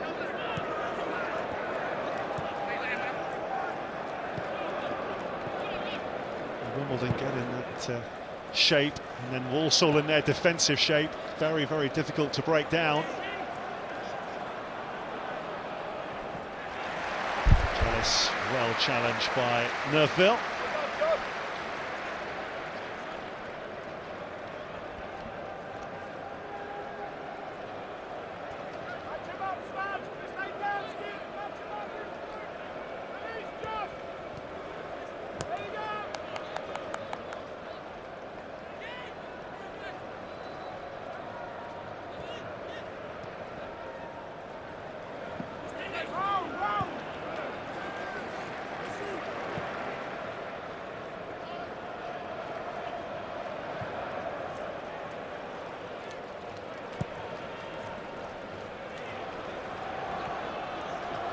Great run there, Ryan Stirk. Straight through to Goodman though.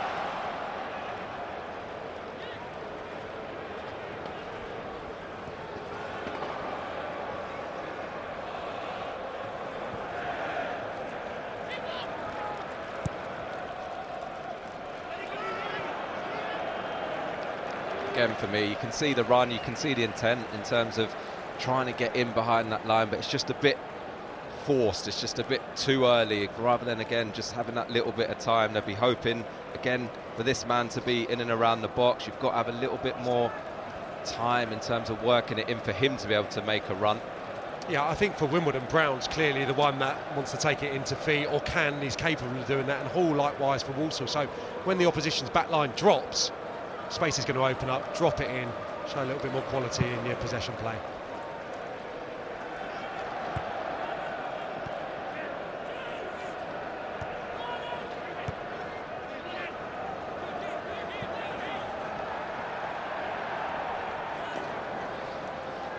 Well, of course, we reached the end of another action-packed Premier League season. The countdown begins to Sky Sports' biggest ever season. Get ready for a new era where 80% of all televised Premier League games will be shown exclusively on Sky Sports. At least 215 matches, up from 128 this year. The last 90 seconds of normal time in this first half. We're looking at a minimum of 3 minutes of stoppage time because of the injury to Harry Williams.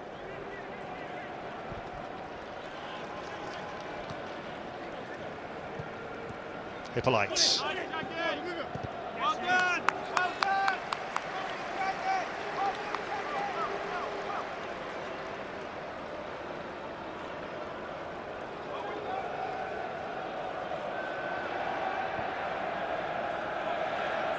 Harbottle.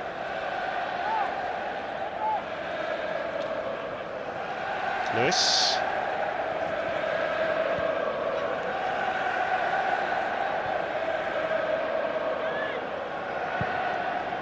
Harbottle to launch that, looking for Tilley. Well seen by Liam Gordon again. Smith. Harbottle.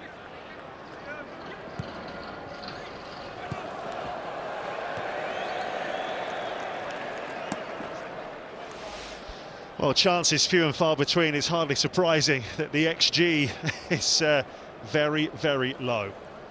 Yeah, once again, probably something we were expected, if not hoping for, certainly from a neutral perspective. But again, what you have to do is admire the quality of the work without the ball rather than, of course, with it so far today. There's so much in terms of the organisation, the structure of both teams, the way they move across the pitch, in their units. They're stopping the balls in between the lines, and certainly balls over the top today. So certainly negated each other, hoping for, in terms of the quality of the game, a bit more in the second half, that's for sure.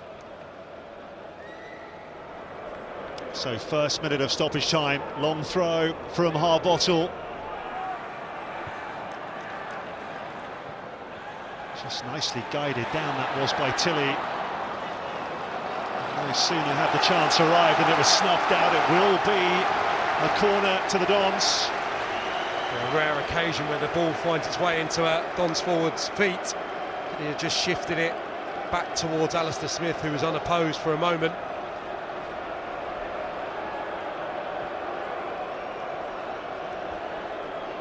Once again, it's all about the delivery here from Tilley. Walsall well aware of just how good it can be. Hardly surprising, there's some grappling and wrestling going on. Got a free kick wall there and a queue just behind. Here it comes from Tilley. Big header from Jamil Matt.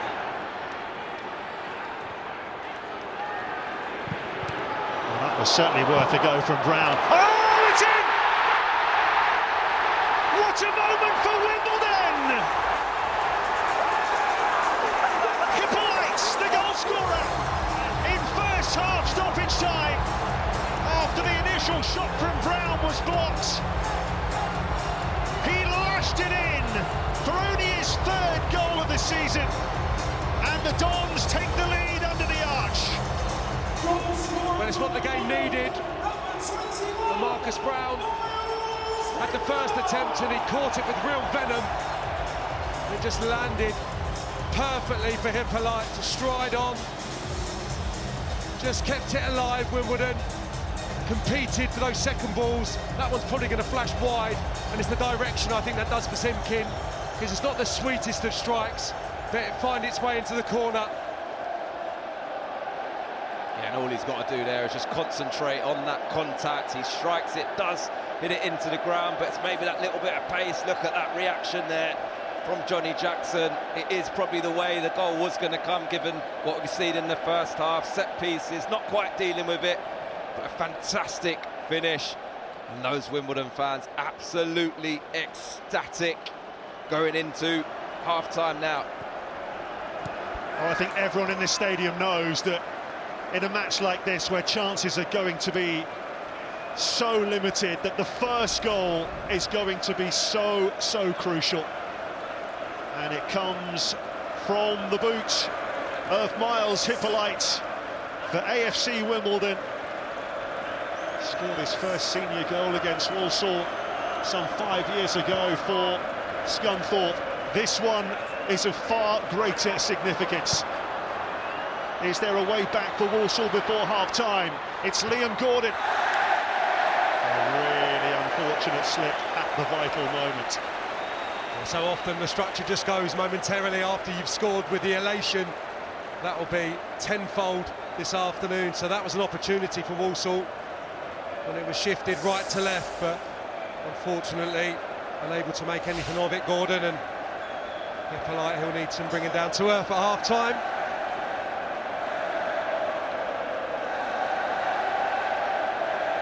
It's party time in the Wimbledon end, and that is half-time. What a moment to strike. Miles Hippolyte giving AFC Wimbledon a priceless half-time lead. After Brown's effort had been blocked, he was in the right place to find the bottom corner. Wimbledon have certainly looked the more likely. Tommy Simkin making an earlier save from Marcus Brown.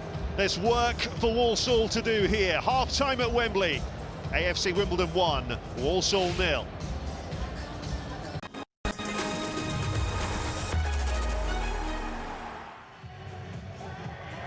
Welcome back. Wow, what a time for Wimbledon to score on the stroke of half-time. Miles Hippolyte, he'd been going a little bit close as the half went on. He'd been arguably the best player on the pitch, and then this moment he took so well.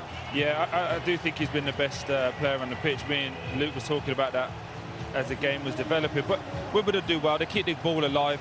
Little deflection in, it comes back to him. But what a hit this is. Great control.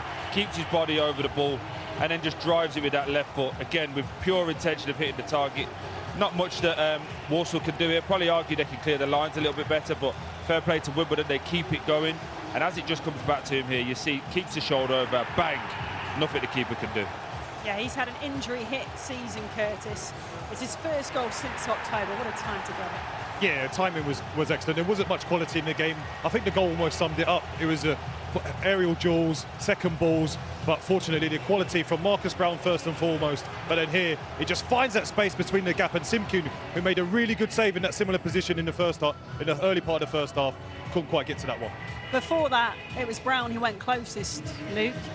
Decent shot, decent save. Yeah, and it's what we've been known for Brown, and they need to get him more in the game. There needs to be a lot more quality, but he finds a real nice pocket, lets one go, and Simkin's done what he's done all season and kept his team in it. And the way they've got to play a little bit more considered and find those little passes and pockets when they develop, and that's what Brown's good at, especially playing up for the top line and dropping deeper.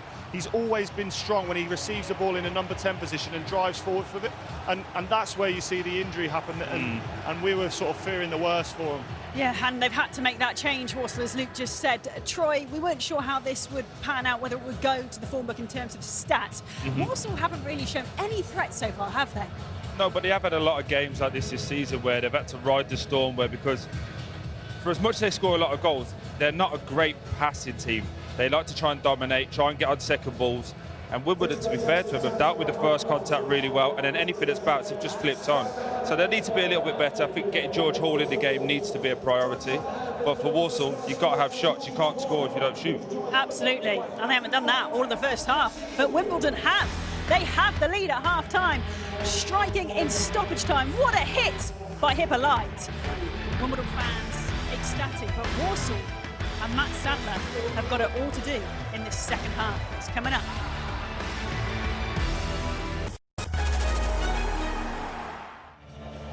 Curtis, what's Matt Sadler been saying to Walsall at half-time?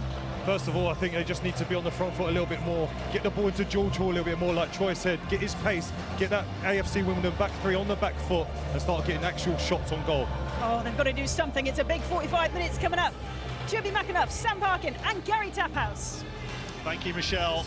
Well, 3 times in 2025, Walsall have come from behind to win matches against Notts County, MK Dons and Chesterfield. They need to do it for a 4th time here if promotion is on their agenda, because they didn't have a single attempt at goal in that first half. And when you look at the stats from the first half, you can understand that Wimbledon will feel they thoroughly deserve the half-time advantage, but it's a slender one and much can change in the next 45 minutes. As you were from both teams for the start of the second half.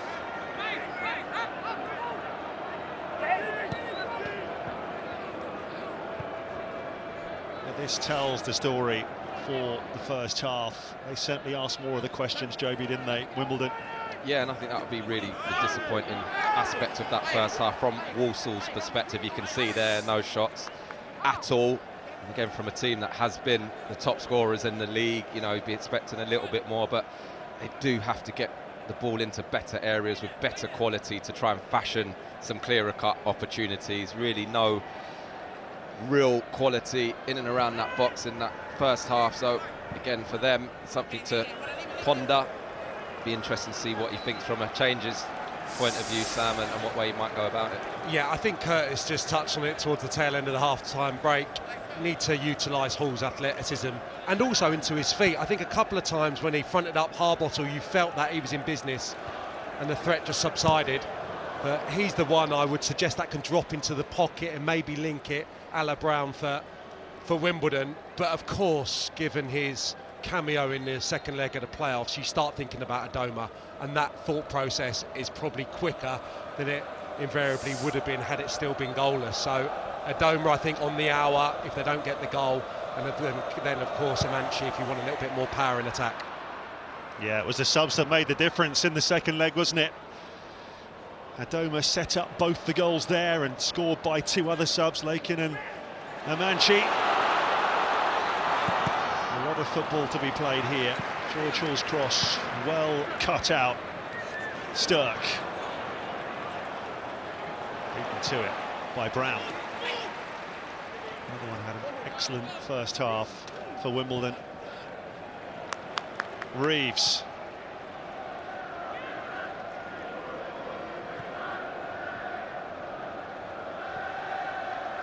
Smith. Harbottle. Brown's made the run again.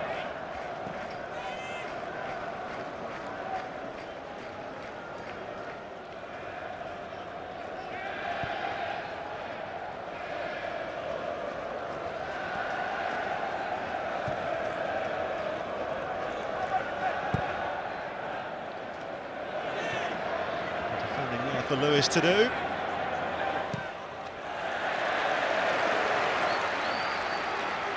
Yeah, once again, maybe a little bit too predictable from Walsall. Anytime they've got a little bit of time on the ball, head goes up from one of those defenders, you know where the ball's going. You can almost read that and make sure they're in the right position just to see it out, which they have done. Joe Lewis, that occasion, making sure he's right on the spot and comfortable enough to defend it. Made sure it didn't reach Matt, but it is a corner. That's a proper crowd just by the penalty spot there. No problem for Goodman.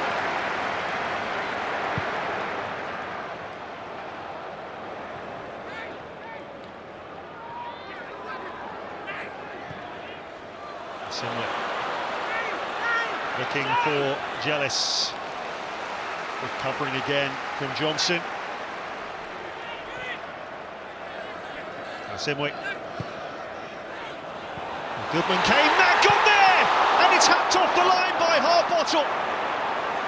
With Jamil Matt wheeling away to celebrate. And that's a fabulous ball right through the 6-yard box. No one could get a telling touch. And what an opportunity for the Saddlers. Well, I don't know why one of those two chaps in the picture there at the end hadn't turned that wonderful delivery home from Alan. That's exquisite from Asimwe into a brilliant area, and he just can't quite get the pace on his finish. And this is equally as good from the opposite flank, put into the perfect position. Matt, in fairness, is just trying to get himself back onside, and no one reacts to it. Brilliant clearance there, and we saw a couple again in those semi-finals of defending at times. Again on that one, Harbottle does so well just to get himself onto that position on the line to get the clearance.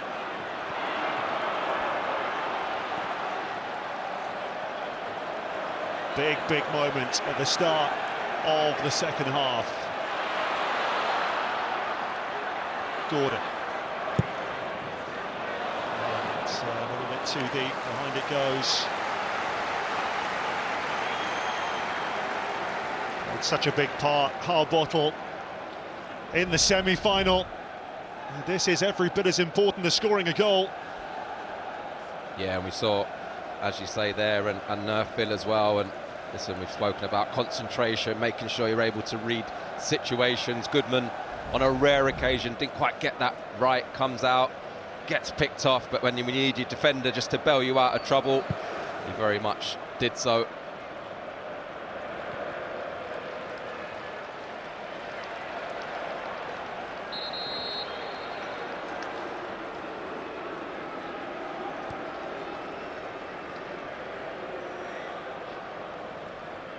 Simwe certainly felt the full force of that challenge from Brown.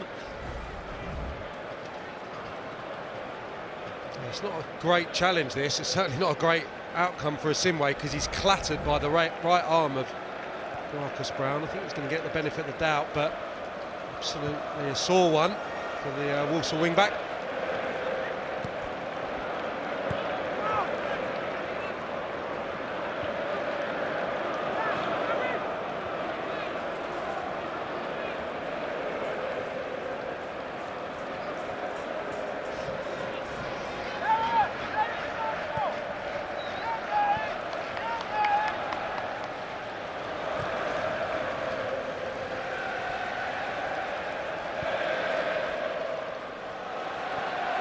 Just too much on that for Jealous.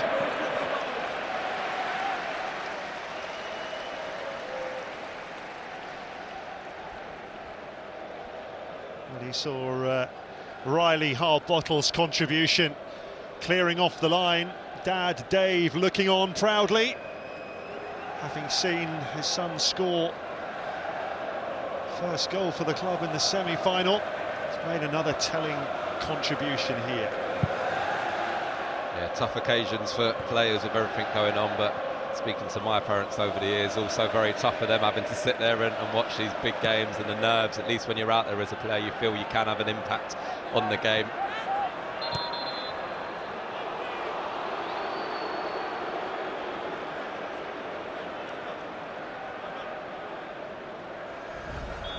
A stoppage here as Harbottle goes down holding his face.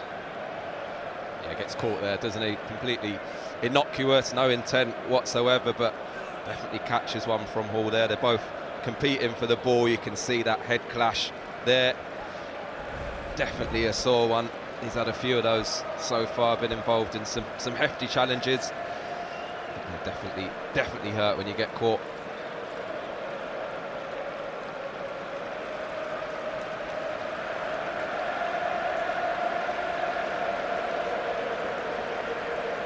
Well, It's Miles Hippolyte who's made the telling contribution with the only goal of the game. Here it is again.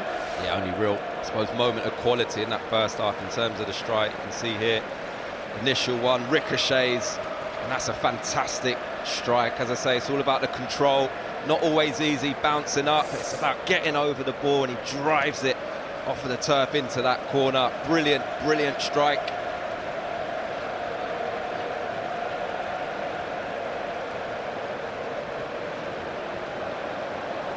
Well, it's absolutely pouring inside Wembley Stadium at the moment. The heavens have opened.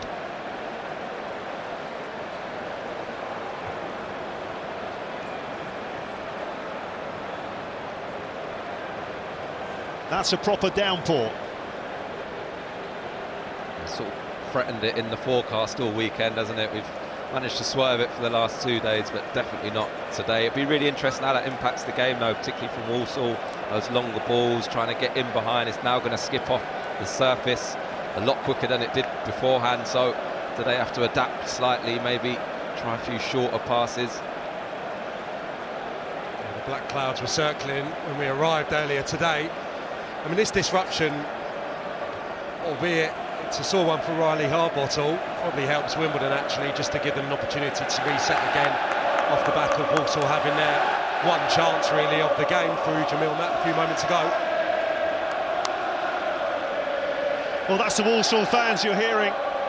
It's been a stronger start to the second half from their players, and they probably realise the players need all the support they can get between now and the 90-minute mark if they're to get themselves back into this. For so long they thought they were going up automatically, and they've responded at the other end. The crowd fully engaged with the action now, and we are back underway after Harbottle's been patched up. Akagbo, Asimwe, Chang.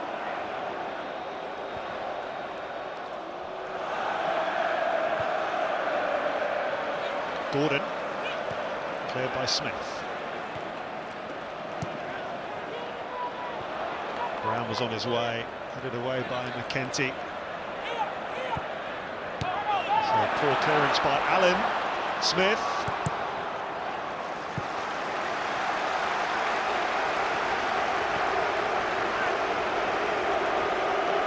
Harbottle back on.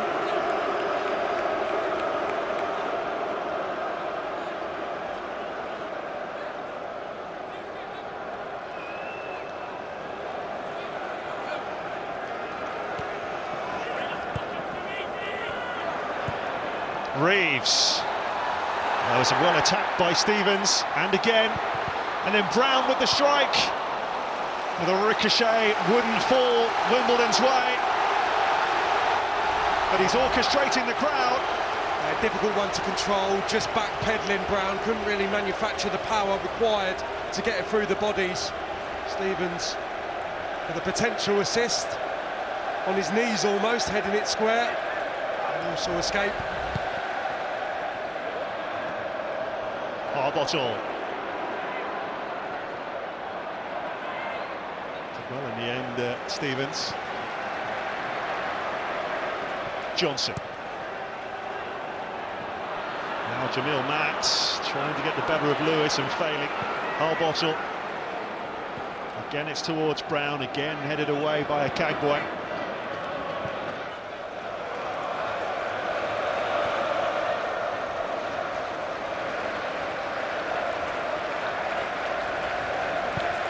Position of Tilly, he's back almost playing as a right back, and I think that's Gordon who's just really pushed on since the start of this second half, and I think that has been impactful. And Walsall just getting a little bit more in this game, a little bit more impetus and a bit of belief, I think, in keeping with the support. It is at that point now, isn't it? Nearly an hour gone, where they do have to maybe open up a little bit more, commit more bodies forward, try and make something happen. Again, as yet, apart from that Jamil Matt chance, not really done enough in their search for an equaliser. Well, Matt Sadler's getting Albert Adoma ready for what would be a 35th substitute appearance of the season. He certainly made his mark in that semi-final second leg. Harbottle with another long throw here. Tilly. Harbottle's cross, swept clear by Allen. Tilly will leave that one for Reeves. Well, he was urged on to shoot really by the crowd. It was ambitious. Yeah, he was always going to have a dig there, and it came back to him. Again, I've got to say, I think he's been very, very good today. As soon as he gets on the ball there, just a little 1-2, gets it back, a little bit under his feet, can't really get the strike that he wants on it.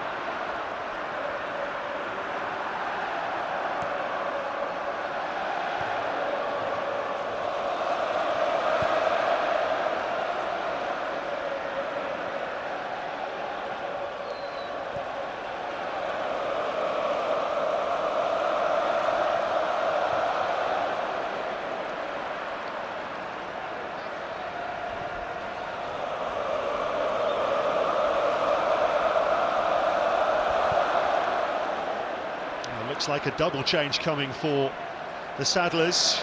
Levi Amanchi and Albert Adoma.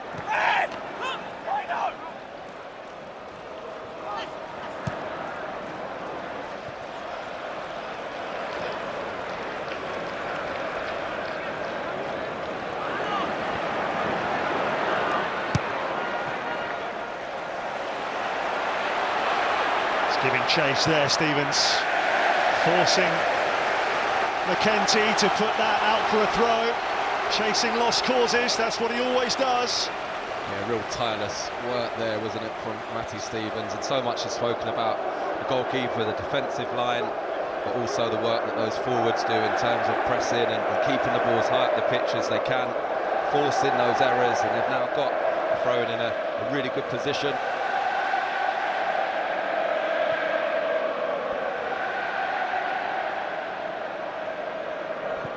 Past the hour mark, a third of the game left. Nicely flicked on by Brown for Stevens. Neufville, well dealt with by Nathan Asimwe, out for a corner, but the flag is up for offside. It won't be a corner, and that means that Walsall can make these changes, which could be so crucial. Albert Adoma, who famously scored one of his best ever goals against AFC Wimbledon, a volley from the halfway line back in 2007. Long time ago. Set up both goals in that second leg of the semi-final. Jealous. Here's the disappointed man coming off. And Jamil Matz makes way. Being replaced by number 11, Levi Amanchi. Levi Amanchi with 4 goals this season, came on as sub to score against Chesterfield. Could he repeat that trick, I wonder?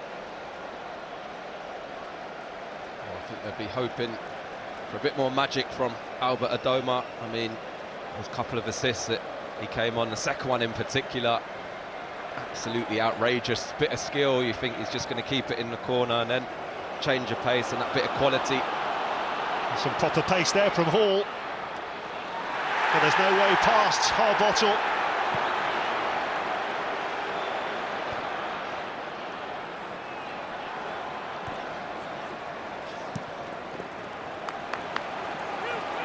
Well, will those decisive changes make a difference for Walsall? He's trying to burst through there, Amanchi. And Joe Lewis sticks to his guns, puts it out for a throw. Magnificent, looked like he was in. Amanchi, the ball was lovely, waited to perfection, but Joe Lewis reading the game superbly once more. Maybe just able to offer a little bit more mobility up there. Amanchi, still a big physical presence. Adoma in towards Amanchi again. Cleared in a no-nonsense fashion by Johnson. I would say Harbottle's had the hardest game of anyone in Wimbledon blue so far, up against Hall, who's got the beating of him. They need to try and isolate him 1v1. Here goes Amanchi. Well, he managed to get goal side, crucially.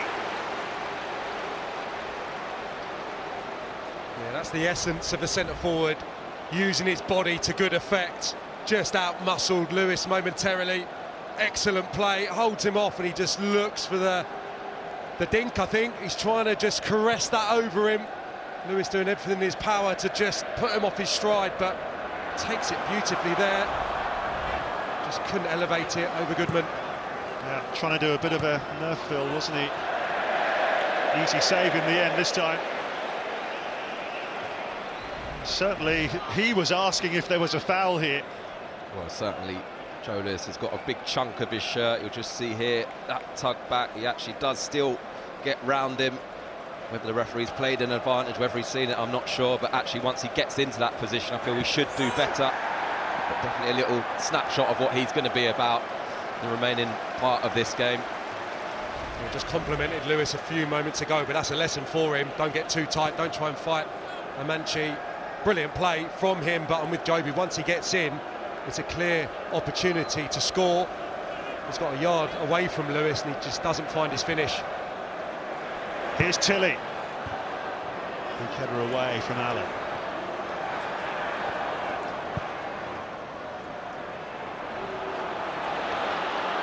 Lewis slated with Amanchi again, did well. That's a throw, won by Murphill. Yeah, I've really liked what I've seen so far in a few minutes from Amanchi. A real intent to come on. It's what you want from your substitutes when you need a little bit of a lift, and certainly looks like he's got the appetite to come on and really have an impact. And I think particularly for Joe Lewis, he now knows he is in the game, this remaining part of the game. He needs to be so switched on.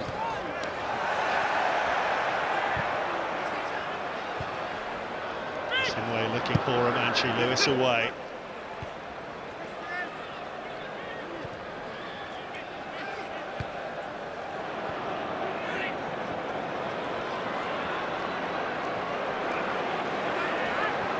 Well, that was brilliantly done, wasn't it, from Hall? And he's got it back from Adoma. Can't return the compliment this time. Lewis away. Real intent from Walsall now, having made those changes. Allen. Gordon. Tilly with the slip. It actually worked out well for him.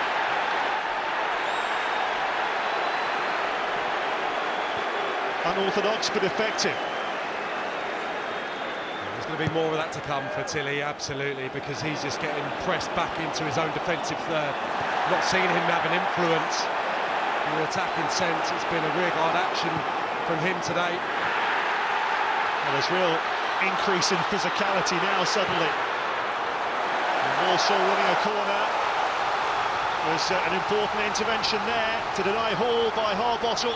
Yeah, so much better from Walsall in this second half now. Just a lot more intent. They're getting up against people. Again, it's nothing sophisticated. It's getting in and around. It's rolling people. They've looked so much better for it. Putting Wimbledon under so much more pressure.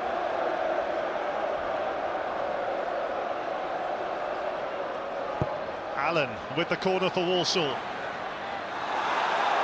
Goal kick. Much to the Saddlers' fury. Wimbledon would have been under no illusions that this spell would have been forthcoming. It's how you weather it and get through, and also you can see activity on the far side. It's how Wimbledon adjust now, how they react to this spell of Walsall's.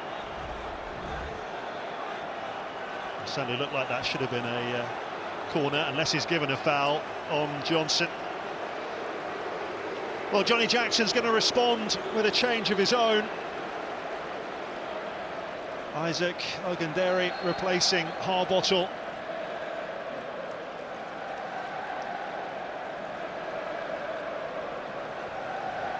Wimbledon youth team products. Just 22 years of age. Harbottle has played his part though, as he always does. Critical goal line clearance. His race is run midway through the second half. Yeah, I don't think he ever quite recovered from that head injury, did he? And it's a game that you don't want to come off. You want to try and stay on the pitch, but again, maybe a little bit groggy still, and no risk at all can you take when that ball's going to be coming in the box as we expect it to. It's now Phil! Fabulous save! He thought he was in, as he was in the semi-final. Terrific strike. Tommy Simkin keeping Walsall in the final. Yeah, what he does great there is not commit himself to the dive. He stays big. It looks like it's going to evade him, and then the arm comes up to push it aside. It's a brilliant stop. Stayed big. Brown has tried to wend his way through. Free kick is given. Yeah, we saw one in the first half, didn't we, with Taylor Allen trying to get tight. That time he's just a bit late. That's when Marcus Brown's at his best for me. I mean, this was that save from Simkin. He gets in here, actually catches it okay, but like Sam said, he's absolutely spot on. He stands up, just doesn't go to ground too early, and he's able to get a big right hand on it. Could prove to be a big save in that second half. 20 minutes to go. It's been a compelling second half so far.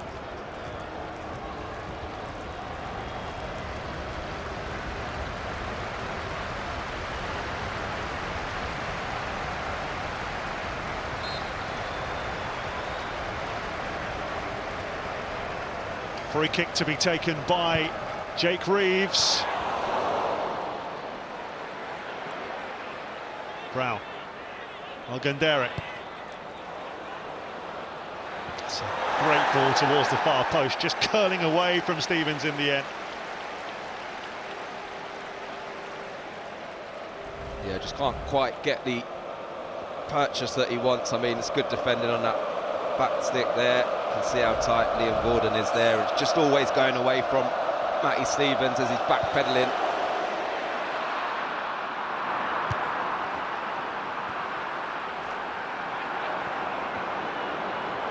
Sturck for Walsall. Adoma falls for Reeves. He's got it forward very nicely for Stevens. The flag did stay down.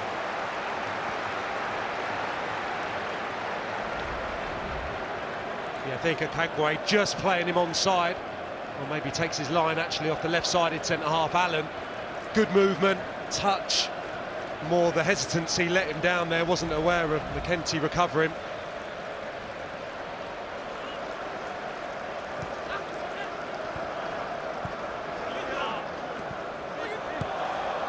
Gordon.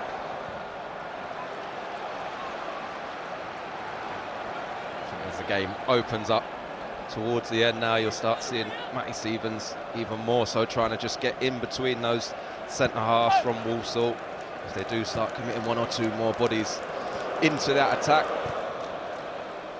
I saw Conor Barrett and Charlie Lakin about to come on for the Saddlers. Throwing everything at it now. Chasing that one down is Hall. And Owen Goodman right to the edge of his 18-yard box to collect the ball. Yeah, really sharp, good work that. Reads that one over the top and comes out, takes a lot of pressure off the team. It's a little bit of a collision. Lewis just takes one on the chin, but nothing too heavy. Hall's just having a little look down on this side now up against Johnson, who in truth has absolutely cruised it so far this afternoon. Him against Jellis, a little bit of a non-contest. Johnson's been superb in everything he's done, but Hall, I think, still the one who's got the ability, the dynamism to maybe make something happen. So Alfie Chang's afternoon is over. Charlie Lakin coming on, former Wimbledon player, on loan from Burton at the start of last season. Scored a sub in the second leg of the semi-final. And Nathan Asimwe, whose parent club Charlton were promoted here yesterday, he's trying to follow suit with Walsall, but they're still behind. Connor Barrett, the like-for-like replacement there, available again after a 3-game ban for a red card against Accrington at the end of April.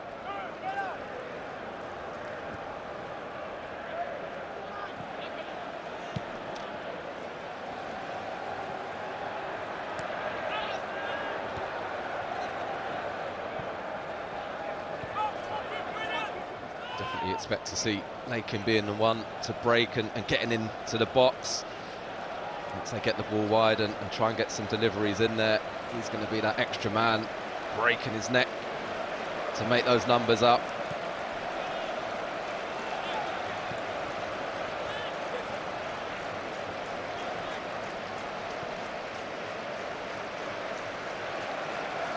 Well, there's Josh Kelly ready to come on for the Dons, the Ireland forward.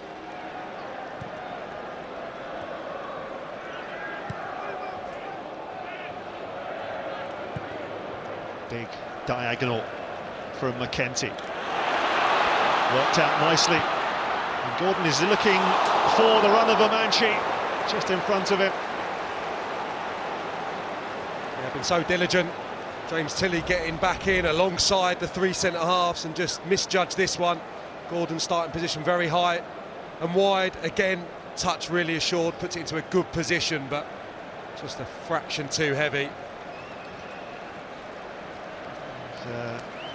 Suggestion that it might have struck the hand of Ogundere, that cross. And was pretty tucked in though.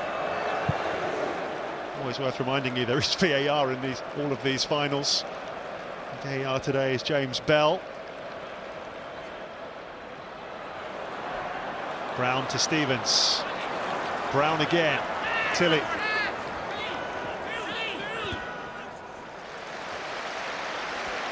Throw to the Dons with just under a quarter of an hour to play. I think James Tilley just be happy to be in that area of the pitch. He's had to do so much work going the other way. He's done it so well. Again, I think just sums up the spirit and the togetherness in this AFC Wimbledon team. Every single player there doing a job, even if it's sacrificing a little bit of their natural game to make sure they're so hard to beat. Have to remember, last 3 games they've all won 1-0, so certainly know how in terms of having to do that. So the Wimbledon top scorer, Matty Stevens, departs. 21 goals this season, he will score no more. And Josh Kelly is the replacement with just 3 goals this season. None in his last 22. Last goal was in the 2nd of January. They clearly lose a hell of a lot of goal threat, but what Kelly brings is incredible mobility, endeavour. He will chase absolutely everything down. And the type of change you love to make when you're trying to see something over the line.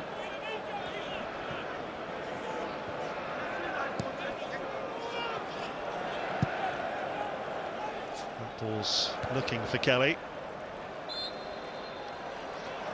Free kick to the Saddlers here.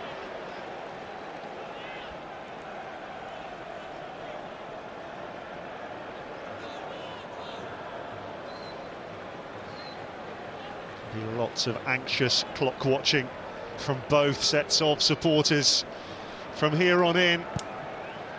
Also wondering if they can possibly get back into it before the end. Wimbledon fans desperately hoping to get to the 90-minute mark as quickly as possible.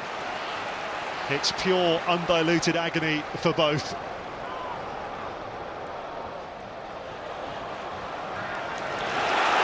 Corner to Walsall, put behind by Reeves. Can they find a bit of quality now? They've had a few set pieces. A couple of them been a bit loopy to that back post area. I find it just just a bit more, maybe flatter. In swinger from Allen. It's a big header away that, as far as Lakin. Gordon.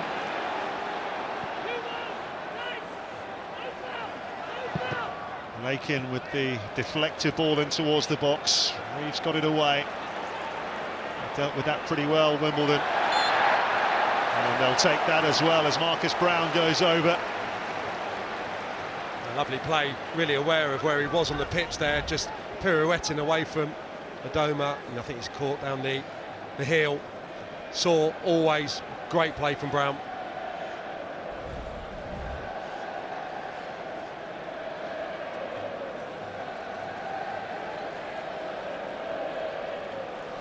Just a reminder that so much to look forward to in the Premier League next season. A minimum of 215 live games next campaign. Huge increase on this season. Tilly.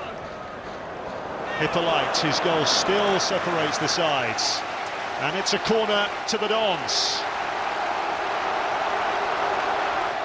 Smith getting the crowd going behind that goal.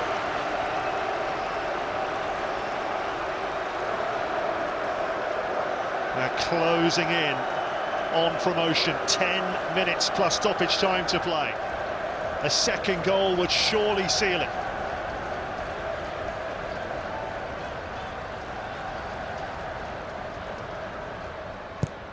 Here comes the Wimbledon corner.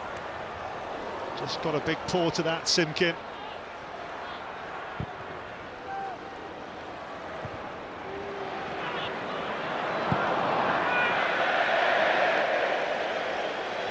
Very, very awkward clearance that for Hakagwe.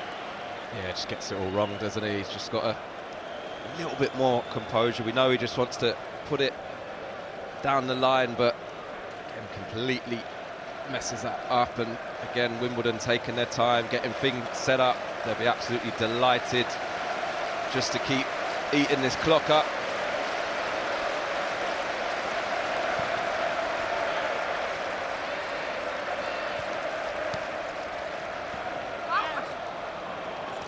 Just carried it out of play there, Josh Neufville, and a little shove on him as well. From Barrett.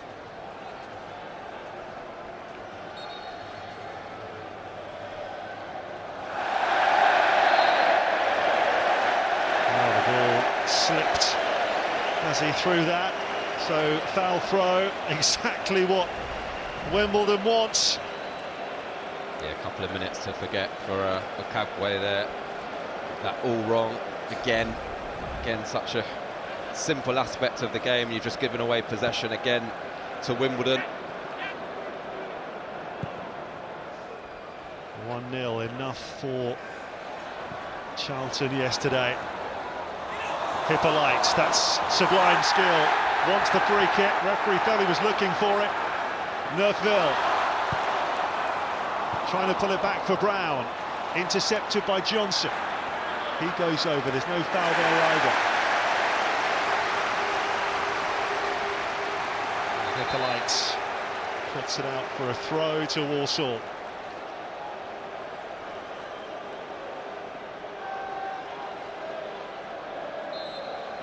They've got the sense of a team really digging in here, Wimbledon.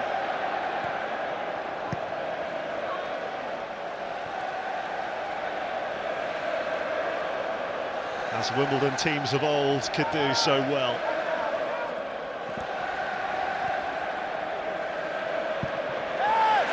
Walloped anywhere by Jake Reeves, who's seen it all before.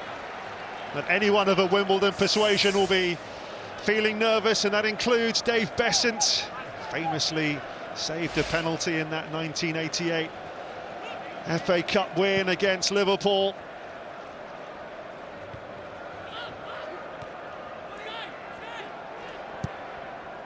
Gordon's ball forward towards Amanchi. He's really made his presence felt since coming on. Adoma trying to do the same. Challenged by Ogundere. And again, this time it's given.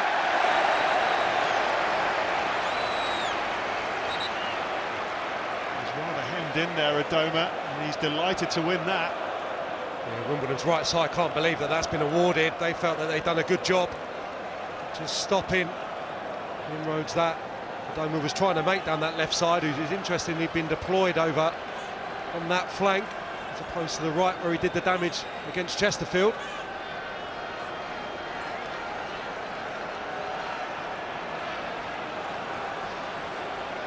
Now remember, 25 league goals from set plays this season. Walsall most in the division. What they'd give for one more here, with 84 minutes on the watch.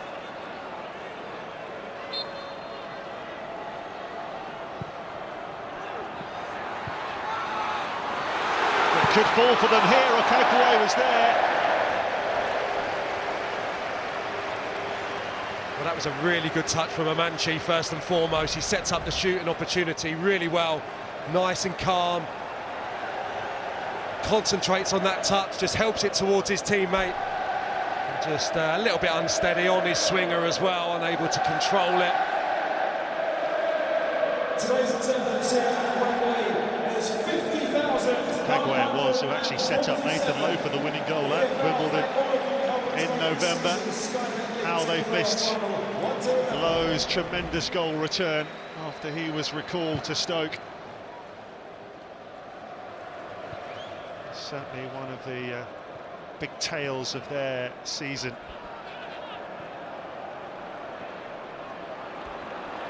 The attendance here, by the way, 50,947. The aggregate attendance has smashed the 200,000 barrier for the first time in the EFL playoffs. 211,000 over the course of the 3 games, which is absolutely phenomenal. Incredible, isn't it? We spoke about today, but yesterday as well, 70-odd plus, and of course the championship final as well. So just absolutely brilliant support from the fans who've come out and supported over what is always an absolutely incredible weekend, full of drama. Smith looking for Brown. Beautifully threaded ball. Brown was just trying to nutmeg it past McKenty, who's having none of that. Smith again. But they're doing enough here, Wimbledon, to keep the Saddlers at bay. They just had that spell when the subs were made where you wondered if they might be able to haul themselves level. Johnny Jackson's side have dug in, and they're just looking to stagger over the line now. And if they get a second, all the better. Brown. Very, very good tackle, needed to be as well, from Okagwe. Yeah, really good covering there from Okagwe. Marcus Brown seeming like a bit of cramp possibly. You can see that bit of work there, gets a little bit of a stamp on the outside of that ankle, accidental. Really, really good defending. Marcus Brown stretching off. You can see there, he has worked very, very hard this afternoon.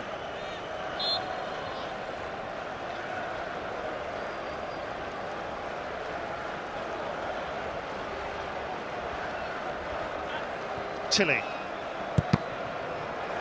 Ovendere up for another throw to the Dons.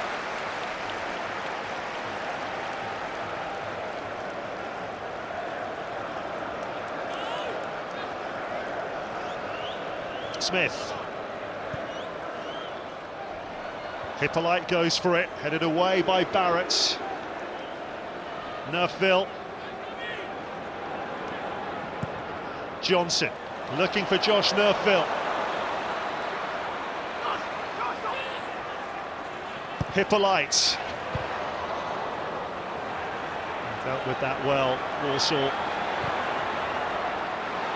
Sturck's ball forward was a good one, looking for Allen. Allen on for Amanchi. Can he get the shot away here, Amanchi? No, he can't. Brilliant defending from Lewis again. Sturck tried to keep it alive. Allen out wide for Gordon. Lewis again, tremendous header. Yeah, just trying to manufacture the space to come in field, initially, Amanci to open up the target and bend it left-footed. Lewis is equal to it, not once but twice. Brilliant defending. Yeah, he's eaten them up, hasn't he? Joe Lewis across these playoff games and just been an absolute rock at the heart of that defence.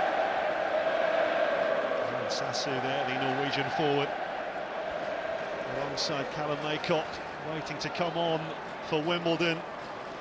They're getting closer and closer to the 90-minute mark. Marcus Brown comes off. Sasu has yet to score this season. 20th substitute appearance of the campaign for him.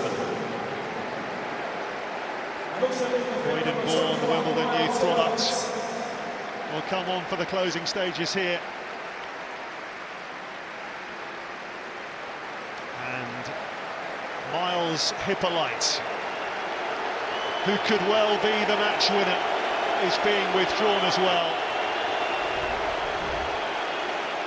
This is the goal. Yeah, and what a return to action it's been for him over the last few weeks. Really impactful, of course, today, but just shows his importance to the Dons, that he's come in and had such an effect on this playoff campaign and could very well be the hero. It's just a question now of how much stoppage time there's going to be. The fourth official, Tom Kirk, tells us 6 minutes. Wouldn't fall for Adoma.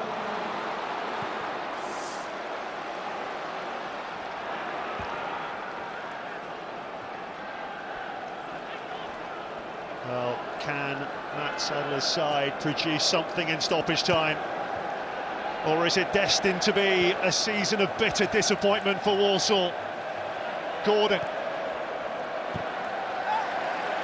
Sliding challenge from Tilly. Throw to the Sadlers.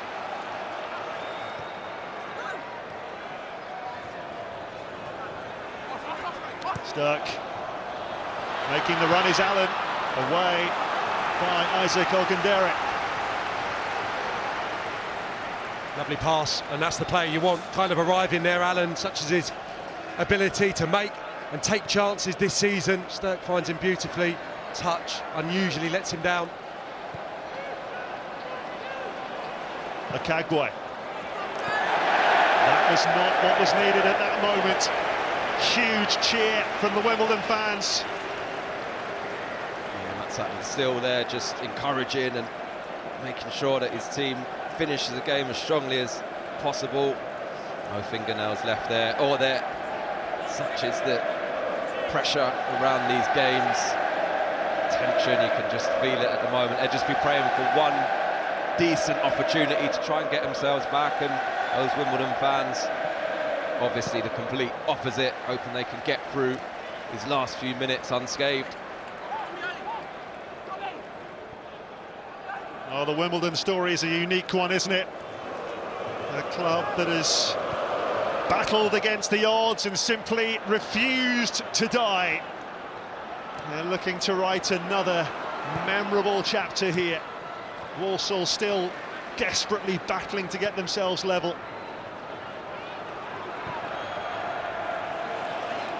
Gordon. He slipped but recovered, crucially. The attentions of Josh Kelly.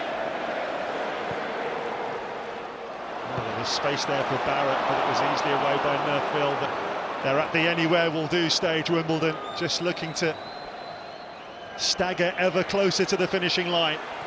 Barrett. Well, he's overhit that. We rightly talk about Wimbledon's resilience, the ability to get the job done when they get their noses in front, but there was a period in the spring when I think results were lost late in the day, and that will still be relatively fresh in the players' mind on the biggest of occasions. Still a few minutes, and this is where the Walsall players need to show that little bit of composure in that final pass. Don't be too eager to get the strike or the cross away. Still ample time to create an opportunity of note. You can see there exactly why they've been so good defensively. I've got to say, Joe Lewis there, Ryan Johnson just coming across, the way they read the game, anticipate have been absolutely magnificent. Well, they'll be so disappointed, Walsall, that Owen Goodman has had so little to do over the course of the 90 minutes. Well, that was a big question coming into it, wasn't it? Is it going to be the team who've been the top scorers, or is it going to be the team with the best defensive record that comes out on top? And we know these games are always so tight, and at the moment the clean sheet is looking like it's the thing that might get Wimbledon, but set piece to deal with now.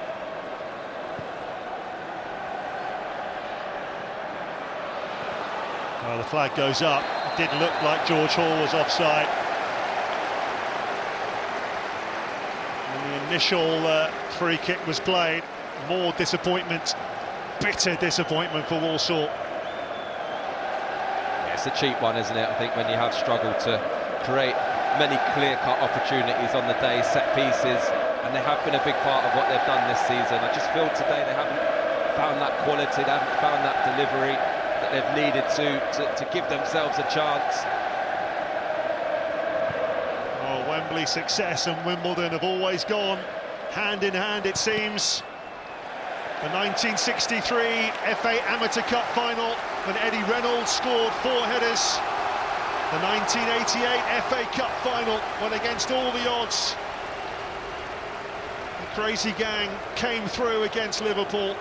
And of course the 2016 League One playoff final in this incarnation under Neil Ardley, and that 2-0 win over Plymouth Argyle, and they're getting very, very closer to another Wembley win.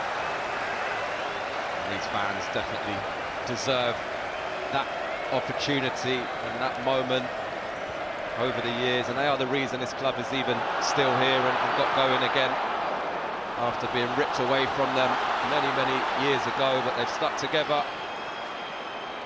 Everyone's played a part. Now you've only got to go to Plough Lane, the Cherry Red Record Stadium, and see what they've achieved there. It is unbelievable. Johnny Jackson must be feeling it now. They're so close. Tommy Simkin coming forward for what is surely the last chance of the game for the Saddlers.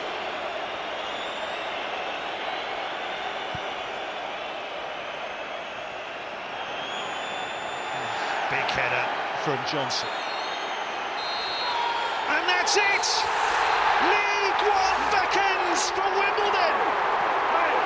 At the end of a 58-game season, sheer joy, sheer relief.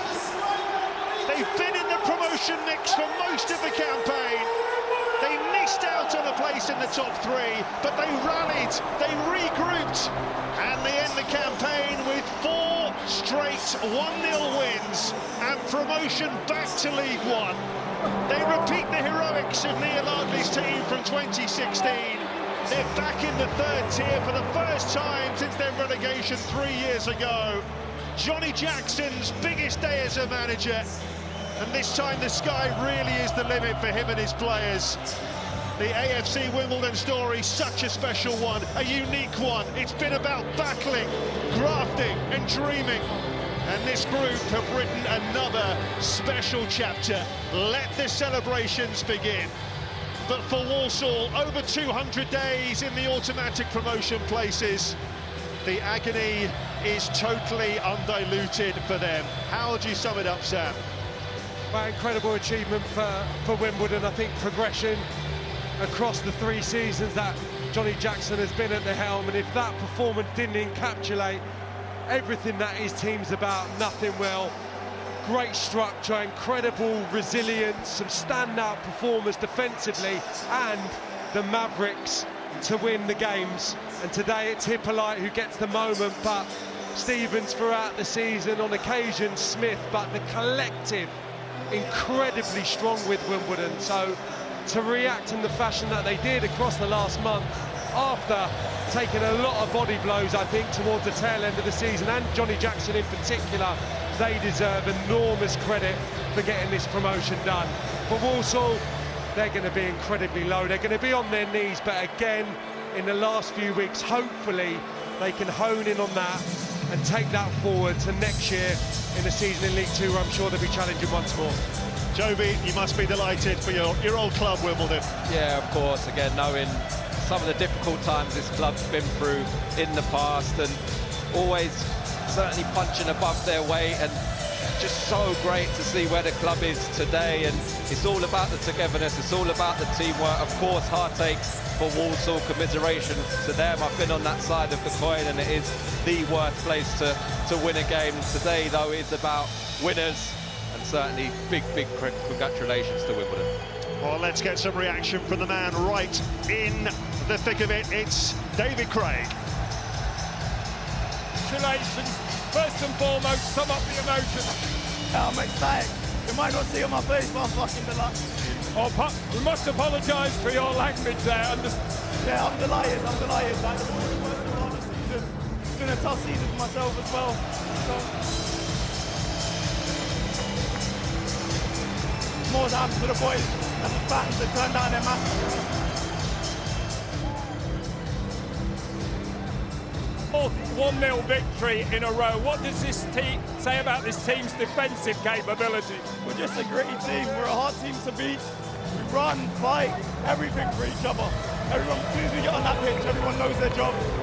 And it's just a hard-working team. I'm just delighted to be here. I'm delighted to have won. And, you know, I'm just thankful for everything. You know, I've been grateful for this year and what's happened. So, you know, I've been massive. One goal decided it, you get the strike. Just talk us through it from your perspective. Well, I had one just before, and it went wide on my left. So then, when the second chance came, I had a feeling I was going to score today. I don't know why, it just something. I got a few texts saying this is your day. And yeah, it's been leading up to it, you know. As I said, it was a tough 6 months. And then now I'm here, scored the goal, so delighted. This club has a long history with Wembley, both as Wimbledon and AFC Wimbledon. People talk about the crazy gang spirit. Is there a bit of that with this squad? Yeah, there definitely is. Maybe not to their level, because they were allowed to do worse things than us, but as a group, we're unbelievable. Everyone to a man, love each other. Heart's always there, and we always fight for the club. So that's one thing that's always been shown, and we're going to keep on doing that. Well, listen, congratulations, well done, and apologies for the language in the moment. All right, thank you very much. Yeah, also apologies to sound just dropping out there in these moments. There's so much going on, but look, Curtis, Luke, Troy alongside me. Troy, the emotion in these moments, it's huge what they've just achieved. Yeah, absolutely. We spoke about the year of the underdog. This has been epitomised by AFC Wimbledon today. Just look at the emotion on Johnny Jackson's face. This is what it means to them. And you see Miles there having a little bit of a slip of the tongue, but that emotion is what it's all about. And they deserve it. Every single one of them have worked to a man. It's not anything about Walsall, it's all about Wimbledon today. Yeah, so tough for Walsall, Curtis. They've been up there all season. But it is Wimbledon who turned up today. It was, you know, large parts of the game, Wimbledon were the team on the front foot. We didn't know how it was going to go because both teams would prefer to not have the ball. Wimbledon made those moments count, and I think the big thing is, once Wimbledon got a lead, similar to yesterday in League One, we know they're a team that are good at holding on to a lead. They kept the clean sheet, they did the dirty stuff, they put the blocks in, they cleared balls, got onto second balls, and even had a couple of chances on the breakaway to possibly get that second. Walsall a little bit wasteful in that final third. Even at the decisive moments when you want a little bit of quality, just was found lacking, and ultimately Wimbledon deserved the day. Luke, Johnny Jackson was wearing his heart on his sleeve all the way through that. In fact, let's get a moment with you in a minute, but first Craigie has more reaction for us. Craigie. Celebrations, sum up your emotion. Right, in the group, we've worked extremely hard this season. We've had so many things to deal with, setbacks, just pride, overall joy. We spoke before the game about 9 years ago when it was 2016. Does this have an even more special feel? Yeah, definitely. Obviously, what Wimbledon's been through, getting relegated when we feel like we should have been there.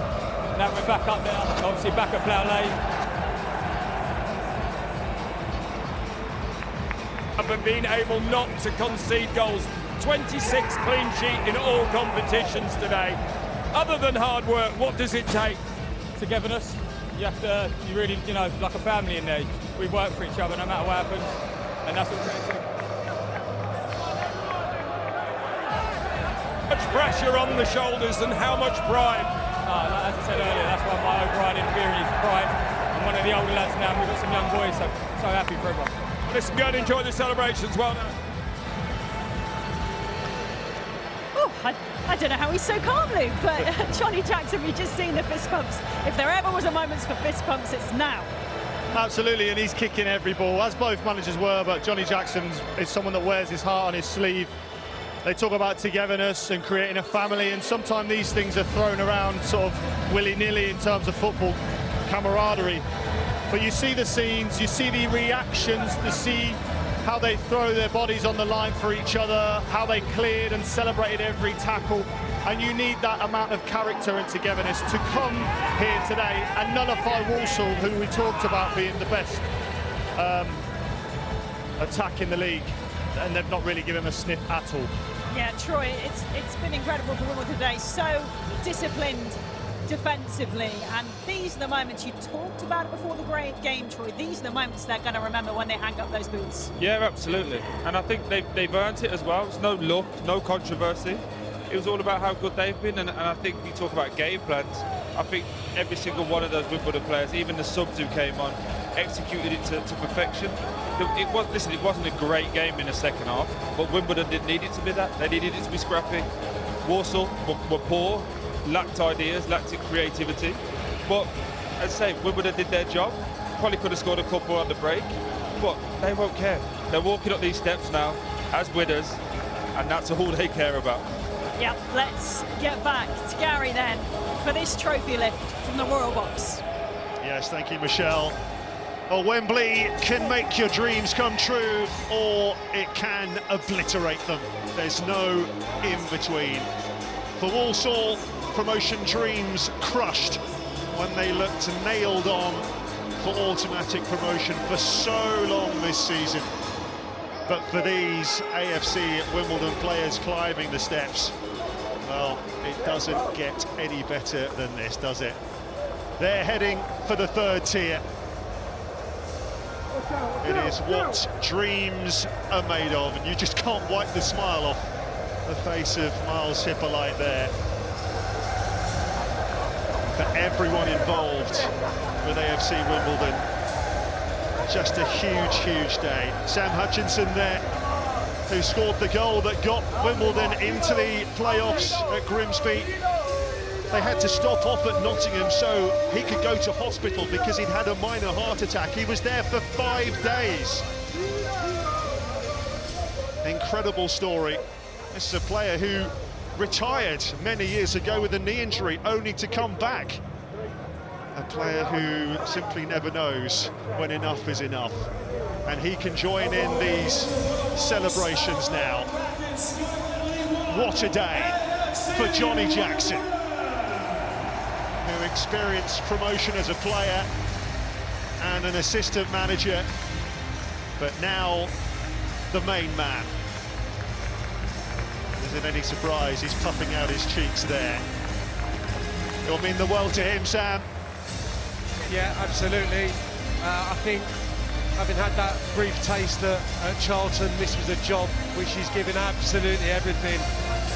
Working all the hours to try and get it right. I think we know, me and Joby, so many of our friends probably in coaching and management, how precarious the business is, so how important this job was to get right for him, and the improvement has been there, no doubt, across the seasons. Well, 4 1-0 wins to end an astonishing season. 26 clean sheets across the campaign. Unrivaled defensively in League Two. And now heading back to the third tier, where they feel is the minimum they belong. A moment that Johnny Jackson and these players will never forget. Invoking the spirit of the crazy gang, AFC Wimbledon are promoted to League One. The party can get started. What a moment for a club that simply refused to die.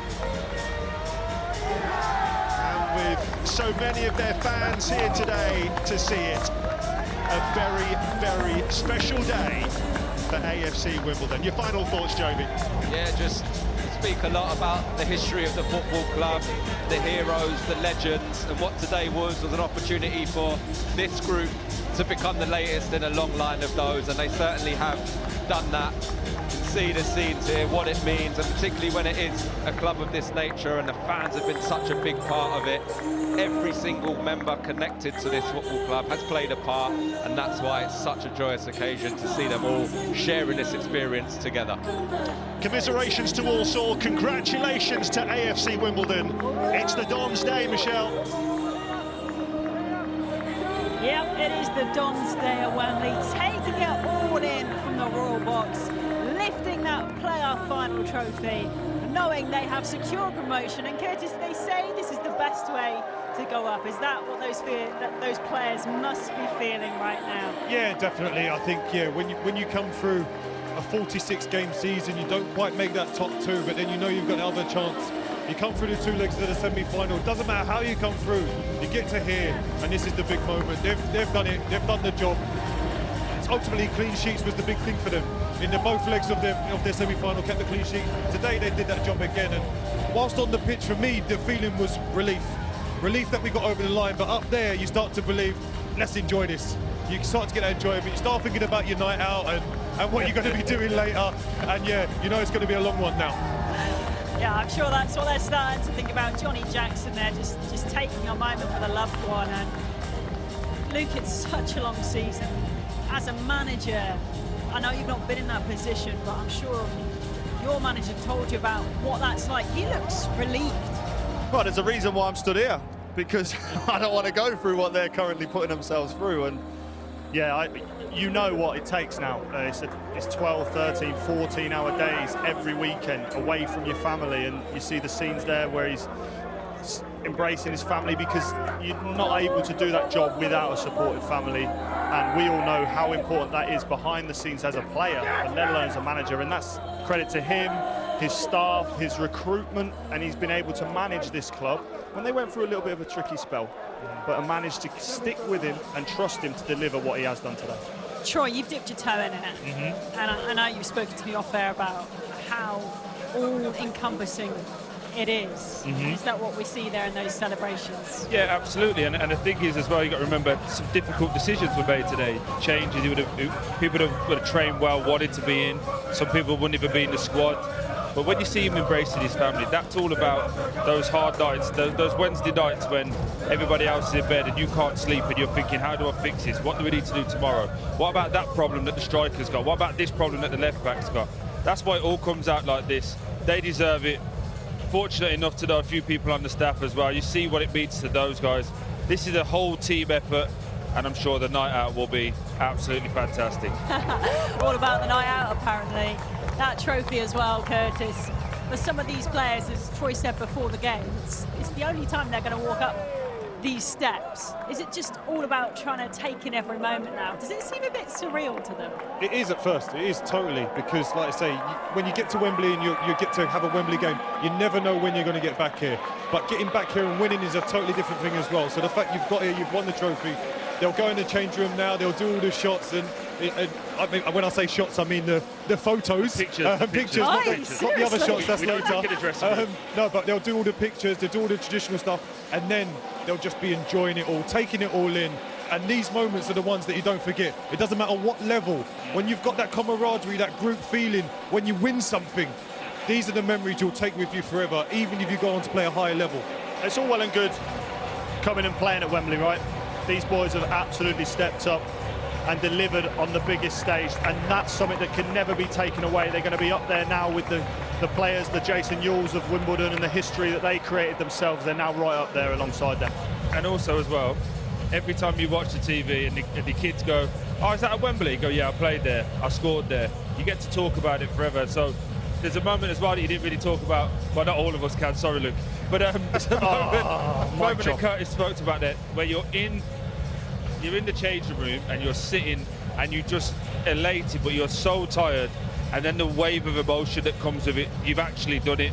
And I think that's what you're going to start to see from a lot of these players over the next 5-10 minutes. Yeah, Curtis, as we see them come behind us, but also when you come down these steps here, you see your family. So when Troy was mentioning it there, does it also sink in when you catch the eye of a loved one? Yeah, that's when a bit of emotion comes out. For me, I was relieved here, happy up there, then I saw my daughter. My daughter came on the pitch with me, my eldest daughter, and that's when I got a bit emotional because I do it all for them. You know, my mum and dad were there and everything, and that's who you do it for as players. That's who we do it for. So all those players that their parents drove them around to training every other week and whatever else, going to all these games, away here, away there. This is the moment where they've always got to be proud of. Oh, they've left him out. They've left Hippolyte out of the lift. But yeah, he only scored the goal that won him the trophy, but they left him out. But obviously, listen, he was with his family, had a nice moment. He's not going to miss out on anything tonight. He's been fantastic and obviously got the match-winning goal. Yeah, he's made it just in time. It's okay. He's there as they go up again. The pyrotechnics go off, and that's what it's all about. They have done it. Troy, the togetherness of this group. What's worth noting is this is the last time, more than likely, these players will all be together. This is how seasons go in League One and League Two. Absolutely. This is the harsh reality of the business that we're in. 1- and 2-year deals at best, and people will move on. But right now, it's not about that for any of these players. It's about this moment, enjoying this. I'm pretty sure they'll be going to Ibiza or somewhere like that in a few hours' time as well. Enjoy that. Have this moment together. This is a brotherhood now that's being assembled for the next 50 years of your life. One name gets mentioned, you'll go, I remember when we played together and we were here. And you know, I had the pleasure of playing against these two big lumps to the right of me. Whenever you see them, you embrace, because not many people get to be here. Not many people get to live their dreams out. And we've all had the pleasure of doing that, and these guys are doing it now. Absolutely. As Troy said, memories for a lifetime. A day of history for AFC Wimbledon back in League One. They've done it. It is the Don's Day. More reaction coming up.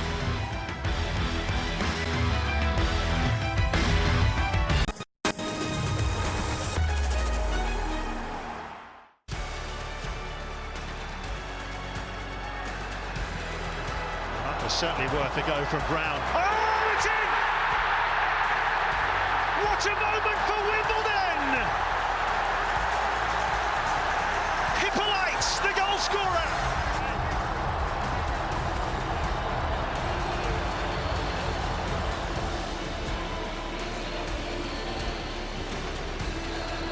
It is Wimbledon's day at Wembley. Look at that, just one goal in it, one goal the difference, one goal leading them to League One. Alongside me, Don's boss, Johnny Jackson.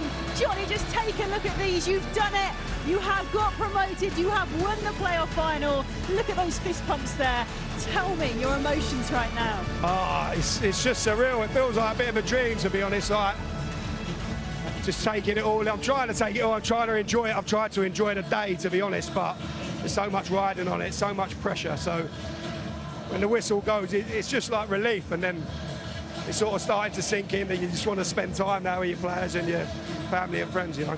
I saw you up in the Royal Box. I was watching your game. I was sat just behind you. You couldn't stay still, could you? How did it feel over those 90 minutes? I was torture, to be honest, because there was nothing in the game, really close game, two really good teams, you know, closely contested, so couldn't rest for a minute.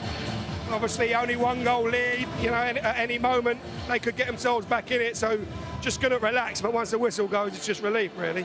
When you saw your loved ones as well, when you were grabbing the trophy, is that a moment where you can just take and be like, oh my word, we've done this? Yeah, I think so. Like, my boy was the first one that I saw up there, and like, he loves Wimbledon, he loves his football, so, you know, when things like this happen, you're just as pleased for the people around you that have to stick by you when, you know, when you're miserable and you're down and you need picking up, you know, days like that are for the people that you love. Tell us a bit more about that sacrifice you've had to make, and you have to make in this job, and your players have had to make for this season to achieve this. Honestly, I can't speak highly enough of them. Like the way they've gone about it this season, through setbacks. Every team has them, but you know, like we had the stuff earlier on in the season with the pitch that was unprecedented, and it knocked us out of our stride. And we spoke then about, you know, we'd laugh about that when we get promoted despite it, and you hope that that comes to fruition, and thankfully it did.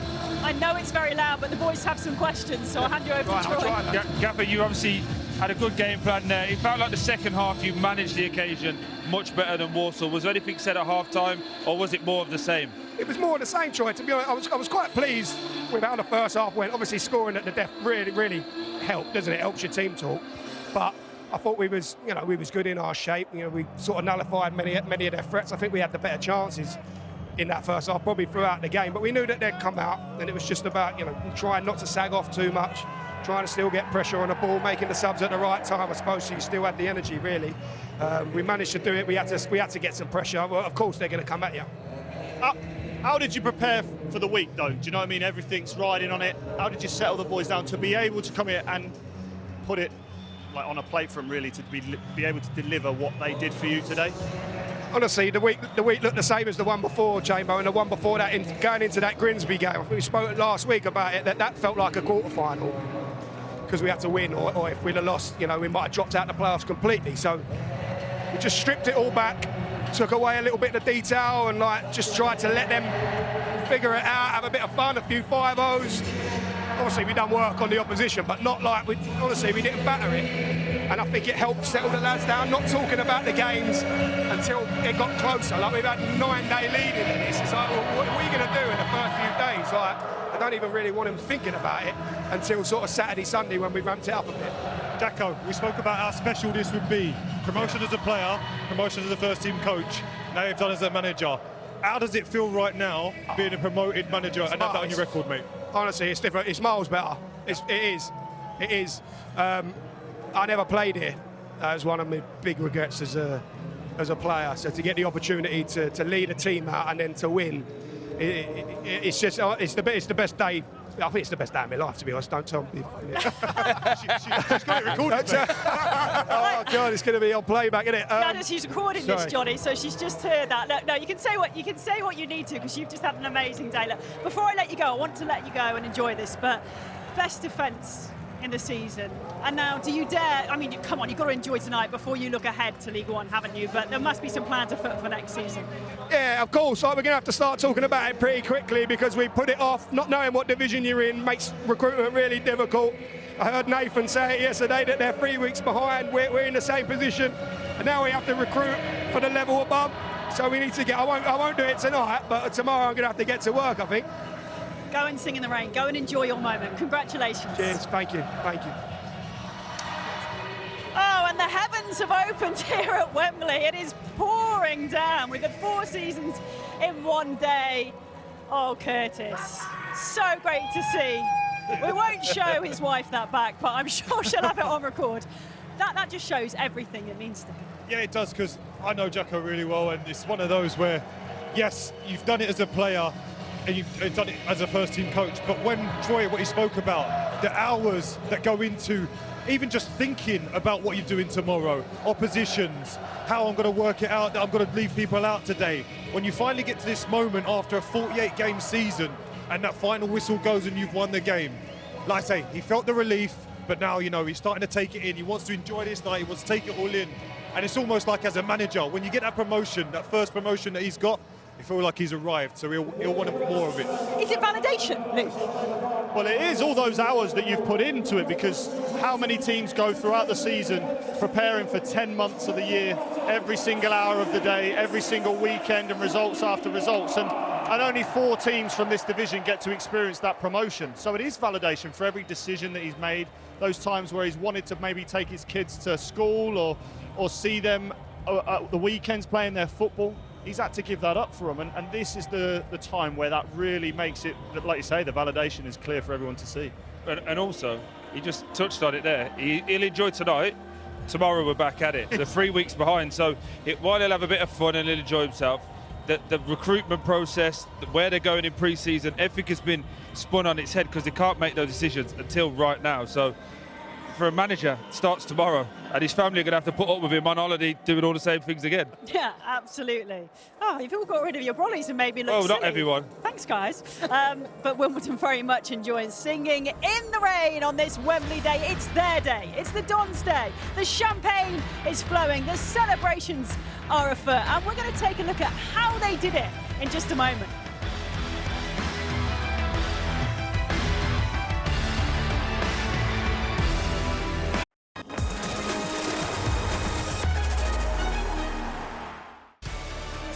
Invoking the spirit of the crazy gang, AFC Wimbledon are promoted to League One. 1-0 at Wimbledon, at Wembley rather, for Wimbledon.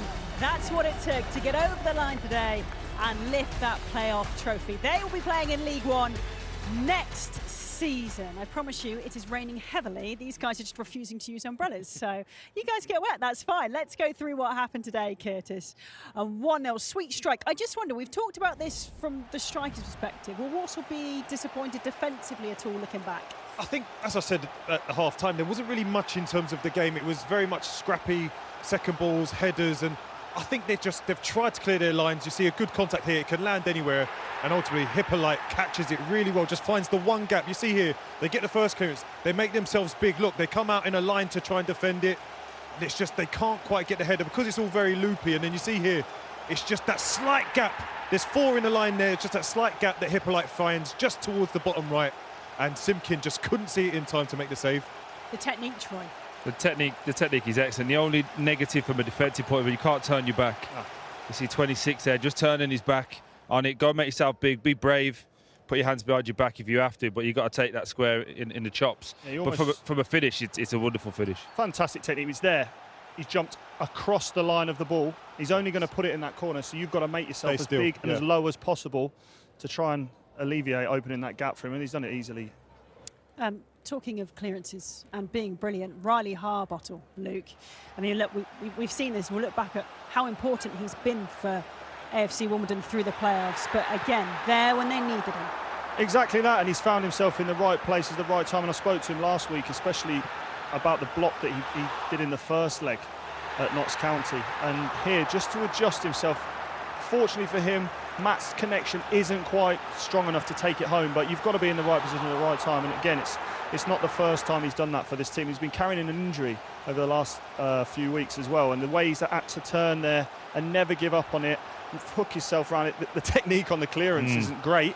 You don't want to get that wrong, do you? No, but he's just got enough on it, reacted brilliantly, and he's, again, a massive player for them these last 3 weeks. And Curtis is a defender. You don't get many goals, so I'm guessing clearances like this, and this is a reminder of what he did before. Yeah, they're as good as goals for you guys, aren't they? That's it, and that's vital. When we spoke about all the togetherness, all the good work, Goodman makes a fantastic save, but then he does the follow-up. Still don't like the celebration, but he's done a great job for his team, and he's helped with them get into this final, and obviously now they've gone on and won it with his contribution today. Look, Troy, Walsall didn't have many great sights of goal, but in the second half, it felt Amanci, he was through. He looked like he was trying to hook this. And from our angle, we saw a bit of a shirt tug as well. We've had that cleared up. It was just a fleeting grab on him. How did you see this one? Again, if he's used to play with VAR, he goes down right now. And then Lewis is in trouble and he's probably getting sent off. What I don't like about strikers in that position is trying to be too clever. Put your laces through this, go across the goalkeeper.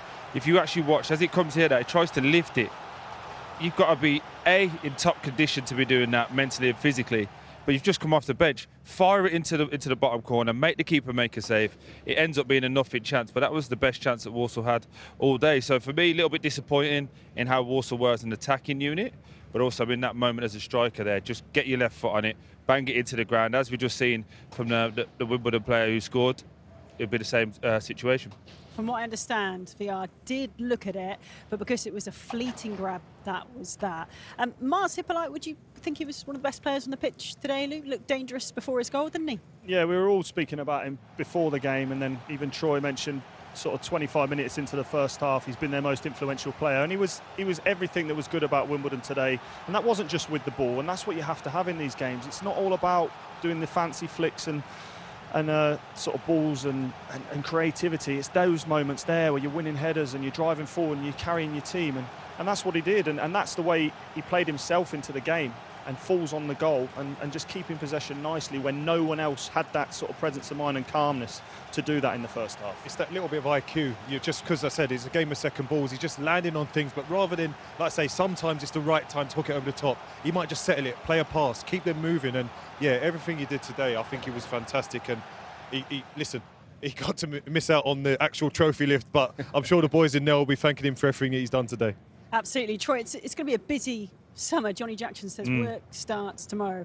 Looking ahead, how do you see this Wimbledon side faring in the league above? Very much like I see Burnley. They've got a great platform. That's what they've got to build on now. Solid at the back. They will have to get better defenders, and I mean that with the greatest respect, because Joe Lewis is not the quickest. He's a solid pro.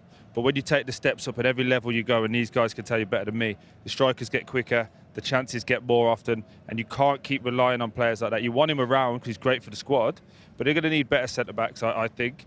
And then also that little bit of quality in the final third. They scored from let's say, keeping a set piece alive, but you've got to be able to do a little bit more in League One. The standard rises, and it'll be all about who they can get in, what's the budget, and then how good's your pre-season. I'd imagine he'll change formation again. I really do. 26 clean sheets included today, though, Luke. It's been impressive defensively. I mean, those defenders have made a case for new contracts, haven't they?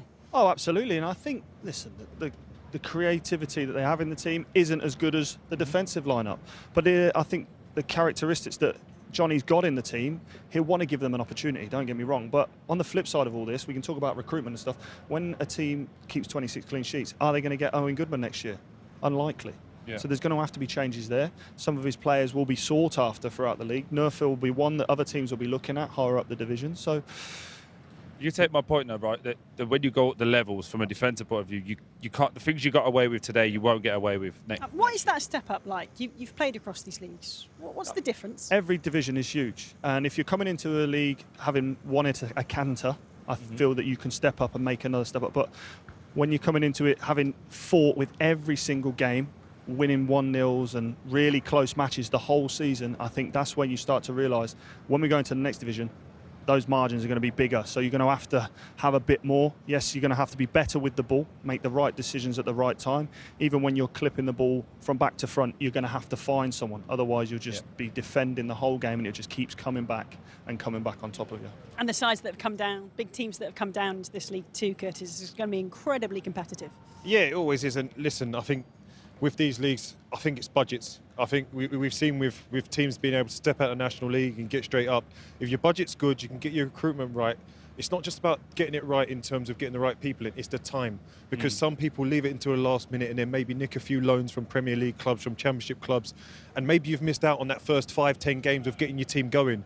But the ones that have got the money, they go out, they get their targets early, they get them in for pre-season, and then once you have that fleeting start, that's when you get to business, and then all of a sudden you're looking down at everyone rather than looking up. And the thing that you're talking about there, just from being in that manager's rooms when you're asking those things, it's you want to get your base, you want to know who it is. But a lot of the Premier League lads themselves and the clubs don't want to loan them out right until the death anyway. So you have to get all your business done, your solid business done early, and then you keep a little wild card in your back pocket and go, okay, where are we at now? What can we do? Can we spend a little bit extra on this little bit that we're seeing? But again, I just want to be really clear. I'm not saying that Joe Lewis has to get sold, by the way. I think he's an excellent part of this team. But I just think when you go through the levels, you have to say now he can't be playing week in, week out in the league above. Oh, it's going to be very interesting summer for them, but I'm sure they'll take a few days to enjoy this one. It has been Wimbledon's day here at the home of football. Cue the celebrations. I'm sure they'll be going on long into the night. More reaction next.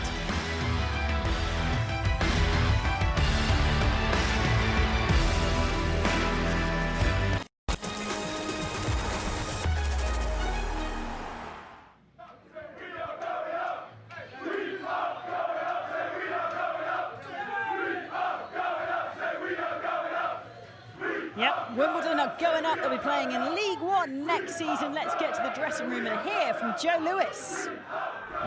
Well, Joe, we were talking about the crazy gang spirit. I think we've just seen it there, but just sum up this group. They're unbelievable. I think the best way to sum up the reason we've got to this place is just the team's work rate. Everyone's willing to work for each other. Every minute of every game we've played this season, everyone's got each other's back, willing to run for each other, willing to put in the hard yards for each other, and it's resulted in this. You're in one of the hardest leagues anywhere in Europe, but 26 clean sheets including today. What is behind that other than hard work?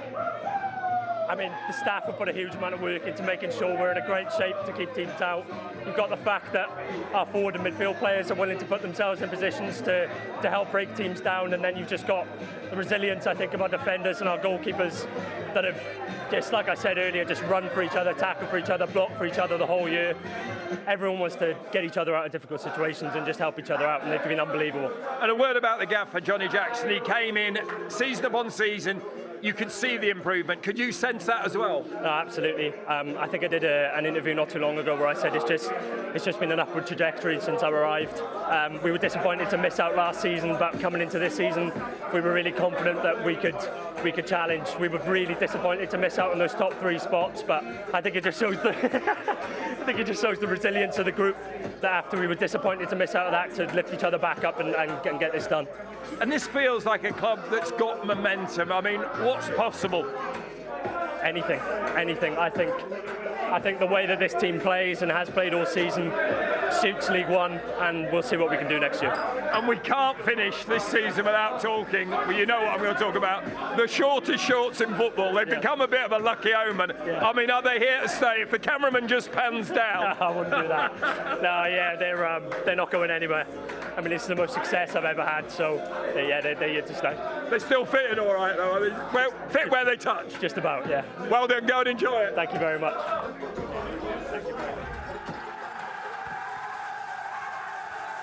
Football isn't their superstitions. The shorts are here to stay rather. And I won't say any more about that. The champagne is flowing, and so it should, Curtis. Great scenes in that Wimbledon dressing room. Oh, unreal. Yeah, like I say, these are the moments where you can just enjoy it. The moments of taking in all the crowd and the noise and everything like that. But this is where it's just about the lads. Get out, enjoy yourselves, and then, just come back with a sore head about 3-4 in the morning. Yeah, and maybe some longer shorts. We'll see. Well, it was Wimbledon's day, but of course there is always heartbreak at Wembley, and unfortunately for Walsall, it's their day for heartbreak. Let's hear from their boss, Matt Sadler. Matt, these are always difficult moments. Can you sum up the feeling in that dressing room? They're heartbroken. The lads are heartbroken. We're all heartbroken because we put so much into the season. We put so much into each other. Everyone committed fully to it, and and the lads have just given everything. So yeah, we're heartbroken as a group. I couldn't be more prouder to lead this group because they've been unbelievable for every step of the journey. They've fought through adversity, they've showed such resilience for such a young group, and they've given everything and turned up every single day with an energy and an attitude that they just want to get better. So I'm so proud to lead the group. They're an incredible group of people to be with. Obviously devastated that we haven't given the supporters the outcome and the ending that we wanted, and we'll obviously have to go, reset, reboot and go again with that. And hopefully give them more moments to be proud of again. But that's my initial thoughts. We said before the game you were the highest scoring team in League Two. You countered that by saying you were playing a very, very good team that knew how to defend. Did they prove a harder obstacle to overcome than perhaps you even anticipated today? No, not at all. First game there, 1-0 us. Second game, 1 apiece. Third game, 1-0 them. So we knew there were very, very tight games that were coming up, and really that one bit of quality sealed the game, and it might have always been that way. I think obviously again adversity, Harry coming off, gutted for him. He looks like he's got a bit of a difficult injury, so devastated for him because he's put so much into the season again. And then them half moments, those moments that came our way, which you're not going to have loads against them, we didn't take. So that was the game, and that's what we'll reflect on. But again, I have to just keep bringing it back to how proud I am of everybody, because Nobody shirked it, everyone gave their all, and we'll come back stronger. You mentioned those moments. Jamal had a chance. He almost was turning in celebration, and then it gets cleared off the line. Did that sum up your luck on occasions today? Yeah, it probably needed the heavens to open up sooner. Might have gone in. And then another ball was flashed across. I think Levi had a good opportunity as well. Again, I can only say those half moments, those half chances, and there weren't loads in the game. We know that. I thought first half we were maybe not as we were a bit responsive first half. It was not our usual kind of energetic self, and we wanted to get in at half time and kind of move that forward, and I think the players were probably feeling that as well, getting at half time, and then we'll move the game on in the way that we did anyway. Just frustrating, obviously we conceded. It's a fantastic finish, fair play to him. It's a great finish as the ball drops down, and the game was born out of that little moment and those moments. So again, we have to lick our wounds, dust ourselves down. It's the end of this cycle with our group. People will go back to their parent clubs now. We have the people that maybe won't be with us again in the moving forward, and it starts again. So that's the job now. We have to reboot, reset, rest, and make sure we bring back another team that make the supporters proud. That's a big ask in anybody's language. How big an ask is it for you as the manager to do that? That's the job. That's what we'll try and do, and that's what we believe we'll do. Matt, all the very, very best. Thank you. Cheers, mate. Thank you. Yeah, Matt Sadler's still out here giving his time to the media, which must be so hard in these circumstances. Troy, you know this club, you know how much they'll be hurting right now. It's a season to be proud of, but that's not much consolation, is it? No, I think Curtis alluded to it at the start. At the start of the season, every Walsall fan would have bit your hands off for that. But the problem is expectation changes, it grows as you keep developing, and you can't get away from the fact that we showed the graphic at the start of the game. What is it, in January the 5th, 12 points clear with a game in hand. To then lose it on the last day and have that level of... All we could do is ill discipline in terms of getting the job done and seeing it over the line. And then you lost today, and I hear what he's saying. Very difficult injury for the young man at centre-back, but never looked like scoring. I know they had the one chance cleared off the line. Never looked like scoring. I think if Harbottle doesn't get there, it probably hits the post and the keeper can get back. But he's got a massive summer now for himself personally and for this group, because a lot of the players are going to go back to their parent clubs in the Championship and try and get their careers going on. You're going to lose players because you're in League Two. How do you then recycle and do it all again in about 4 or 5 weeks' time? It's very, very difficult. Very difficult. Big reset, big job, Luke. Yeah, I think he needs to figure out why it's took sort of 4 months of a season to get themselves back on track, and remarkably they've done really well to get themselves in the playoffs and to get themselves to the final through their form. And they're the questions now will be asked, to be so far ahead and have done so well for the first half of the season. Why has it got so wrong? And if you don't get off to a good start next season, the noise will start to ramp up again. No, of course they lost Nathan Lowe, who was their top scorer, still is. Curtis went back to his parent club. There's a reliance on loans in this league. There has to be, but I guess maybe this is a big lesson for Walsall. It's not just because of that, of course it's not, but it's a bigger picture. Yeah, it's like you say, there needs to be a contingency plan, because if you're doing your research, you know that the likelihood was that Tom Cannon was going to be leaving Stoke, so there's a good chance that your striker who's flying might get taken back. Who have you got in the pipeline? You're flying at the top of the league. Surely one of these big clubs will give you a player to just see you over the line. Unfortunately, they didn't manage to get that player in that was ready to step into Nathan Lowe's role, and it has cost them. But saying that, as we spoke about already, even in that 13-game run where they didn't win, they just needed one more point, and that Bradford goal wouldn't have mattered a dot. They would have been up automatically. So for how bad they were in the second half of the season, that's the fine margins. And then today, the fine margins were a big chance taken for AFC Wimbledon. Unfortunately, Walsall didn't create anything today. Yep, fine margins, of course. Go on, Troy. Sorry to interrupt you. I say you say that, but complacency kicks in, doesn't it? You're so far ahead, you start thinking. But I just think there's a big question mark as to why no one thought, right, we're here, we can kick on, even if they do recruitment thinking they're going to get promoted. There was no recruitment, there was nothing on the back of it. So that would, to me, suggest that there's been a conversation that he's happy with the group, and now you can't lean back on it and go, oh, we lost our striker, because you knew that was coming. So for me, I don't use that as the cop-out. I think they should have reacted, and his team, as he said there, were reactive today, and I think it's a culmination since January. Really disappointing. Really disappointed from Walsall perspective. But it's been great to have your company, Troy, even though it's been a disappointing afternoon for Walsall. Luke, Curtis, always great to see you, and thank you for your company today. Plenty coming up on Sky Sports, and we're going to do it all again. EFL fixture release day.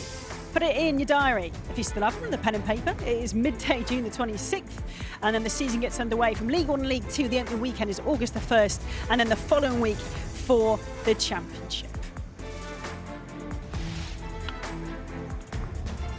That's it. A whole season in the EFL done again. Wembley is for winners, and today it's for Wimbledon. Goodbye.